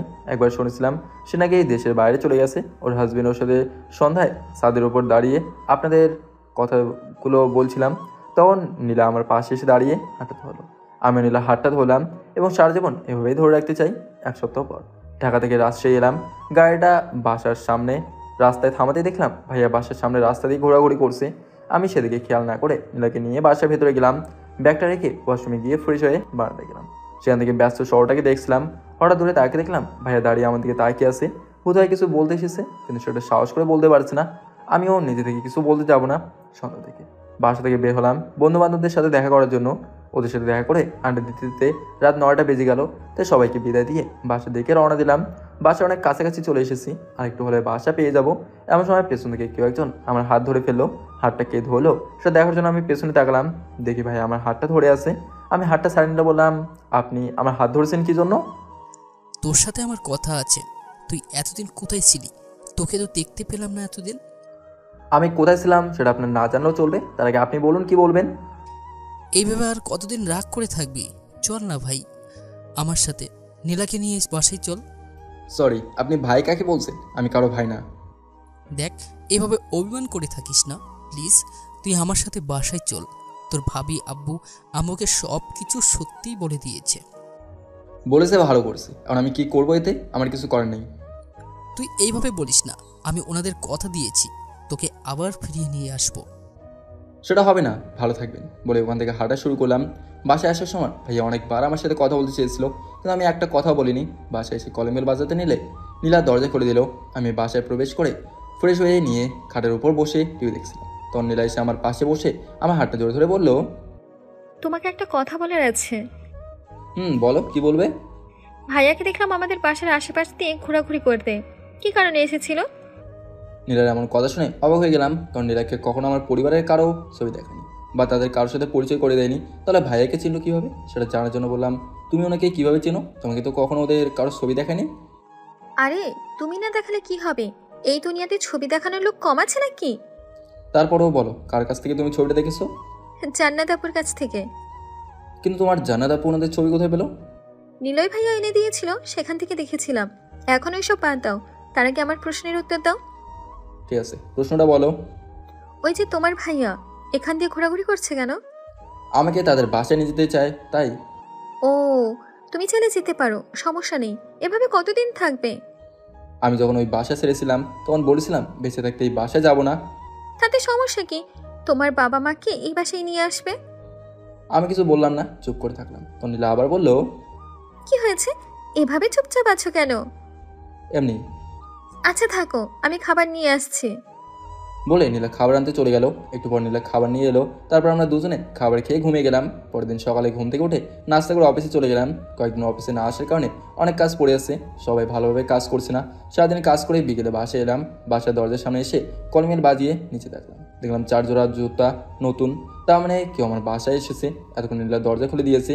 আমাকে জুতোর দিকে তাকিয়ে থাকতে দেখে নীলা বলল, নিচে কি তাকিয়ে আছো? ভেতরে আমার সাথে একটু ছাদে চলো, তোমার সাথে কথা আছে। কি বলবে এখানে বলো। ছাদে যাওয়ার কি দরকার আছে? এবং বাসায় কে এসেছে সেটা একটু পরে বলছি, আগে ছাদে চলো। বলে নীলা আমার হাত ধরে ছাদে নিয়ে গেল। ছাদের উপর আসার পর নীলাকে বললাম, এখন তাহলে বলো তুমি কি বলবে যার জন্য আমাকে এখানে নিয়ে এসেছো? আগে বলো, আমি যা চাইবো সেটা আমাকে দিবে। আগে বলো কি চাও। নিচে তোমার মা বাবা আছে, আমি চাই তুমি ওনাদেরকে ক্ষমা করে দিয়ে আবার আপন করে নেবে। সেটা কিভাবে সম্ভব বলো? আমি জানি না, তুমি যদি আমাকে ভালোবেসে থাকো তাহলে এটা তোমাকে করতেই হবে। কিন্তু তাদের ক্ষমা করলে ওই বাসায় যেতে হবে, সেখানে তো আমি যাব না। তোমার ওখানে যাওয়া, তুমি আব্বু আম্মুকে এখানে রাখবে, আমারও কথা বলার মতো কেউ হবে। সারাদিন বাসায় একা একা থাকতে তো আর ভালো লাগে না। ঠিক আছে, কে কে এসেছে? ভাইয়া, ভাবি, আব্বু, আম্মু ও তোমার ভাতিজা। ভাবি আমার কাছে কেন এসেছে? সেটা নিচে গিয়ে দেখতে পারবে। তারপর আমি এবং নীলা সিঁড়ি দিয়ে নামতে লাগলাম। আমি নিচে নামছি এবং ভাবছি ভাইয়া আব্বু আম্মুকে ক্ষমা করে দেবো, তবে ভাবিকে কখনো ক্ষমা করবো না। ওনার জন্য আমার জীবনে অনেক কিছু হারিয়েছি। এসব ভাবতে ভাবতে আমরা নিচে চলে আসলাম। আমি বাসার ভেতরে প্রবেশ করে দেখলাম ভাবি চেয়ারে বসা, ভাইয়া আব্বু আম্মু সবাই বসে আছে। ও খাটের উপর ভাইয়ের ছেলে বসে থেকে খেলছে। আমি গিয়ে ভাইয়ের ছেলের সাথে খাটের উপর বসলাম। আমার সাথে নীলাও এসে বসলো। তখন ভাইয়া বলল, ওর নাম শিয়াব, বয়স 1.5 বছর। আমি কিছু বললাম না, চুপ করে শিয়াবের সাথে খেলতে লাগলাম। তখন ভাইয়া আবার বলতে লাগলো, দেখ মিজু, পুরনো কথাগুলো বাদ দিয়ে চল আবার নতুন করে শুরু করি। আমি এবার বলতে লাগলাম, চাইলে তো নতুন করে শুরু করা সম্ভব হয় না। অতীতটা ভোলার মতো হলে তো ভুলতাম, তাই না? তোর ভাবি যেটা করেছে সেটা ঠিক করেনি, সেটা ভালোভাবে বুঝতে পারছি, তাই আজ তার এই অবস্থা দেখতে পাচ্ছিস না। আমি এবার কিছু বললাম না। তখন আব্বু আমার কাছে এসে বলতে লাগলো, সমস্যা তো তোর ভাবির সঙ্গে হয়েছে, আমরা না হয় জেনে ভুল করেছি, সেটা জানার পর তুই কি আমাদের উপর রাগ করে থাকবি?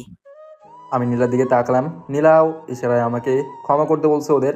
ভাইয়ার দিকে তাকলাম, দেখলাম সেও তাদের ক্ষমা করে দিতে বলছে। এবার আমি নিজে 2 মিনিট চোখ বন্ধ করে ভাবলাম, দোষ করেছে ভাবি। ওনার জন্য আব্বু আম্মু ভাইয়াকে কষ্ট দিয়ে কিলাম। আচমকা কোনো কিছু না ভেবে আমি আব্বুকে জোরে ধরে কেঁদে দিলাম। আব্বু আমাকে জোরে ধরলো। একটু পর ছেড়ে দিয়ে বললাম, তোমাদের কারোর উপর আমার রাগ নেই, তোমাদের সবাইকে ক্ষমা করে দিয়েছি। আমার কথার মাঝখানে ভাবি বলে উঠলো, আমার উপর কি এখনো রেগে আছো? আপনার উপর আমার কোনো রাগ নেই, তবে আপনার কাছে অনুরোধ, আপনি কখনো আমার সামনে আসবেন না, প্লিজ। ভাবি আমার কথা শুনে একটু কান্না করলো। উনি কান্না করলে করুক, তাতে আমার কিছু করার নেই। ভাবির এমন কান্না দেখে ভাইয়া ওনাকে নিয়ে বাসায় গেল এবং আমাকেও ওনাদের বাসায় যেতে বললো। তখন আমি বললাম, তোমাদের সাথে মিল হয়েছে দেখে এটা ভেবো না যে তোমাদের ওই বাসে যাব। আমি কখনো ওই বাসায় যাব না। কি জন্য যাবি না? সেটা জানি না, তবে আমি ওই বাসে সহজে যাব না বলে আমি ছাদের উপর চলে এলাম। ছাদের উপর এসে চোখ বন্ধ করে দাঁড়িয়ে আছি। তখন নীলা আমাকে পেছন থেকে জড়িয়ে ধরে বলল, সত্যি আমি অনেক খুশি তোমাদের আবার এক হতে দেখে। আমারও অনেক ভালো লাগছে। আজ অনেক বছর পর আব্বু আম্মুকে হাসতে দেখলাম এবং সারা জীবন এভাবেই দেখতে চাই। আমিও তোমাকে সারা জীবন এভাবে হাসি খুশি দেখতে চাই। ওকে মিসেস। তখন হঠাৎ করে মায়ের কথা মনে পড়লো। জানি না মেয়েটা কোথায় আছে, তবে যেখানে থাকুক না কেন ভালোই আছে, কারণ বেঈমান কখনো খারাপ থাকতে পারে না। হঠাৎ করে ছাদের উপর আব্বু আম্মু চলে এলো। তারপর আমরা গল্প করতে লাগলাম। আজ অনেক বছর পর তাদের সাথে গল্প করে অনেক ভালো লাগলো। ও এটা সারা জীবন লাগবে, যতদিন বেঁচে আছি। সবাই দোয়া করবেন আমার জন্য।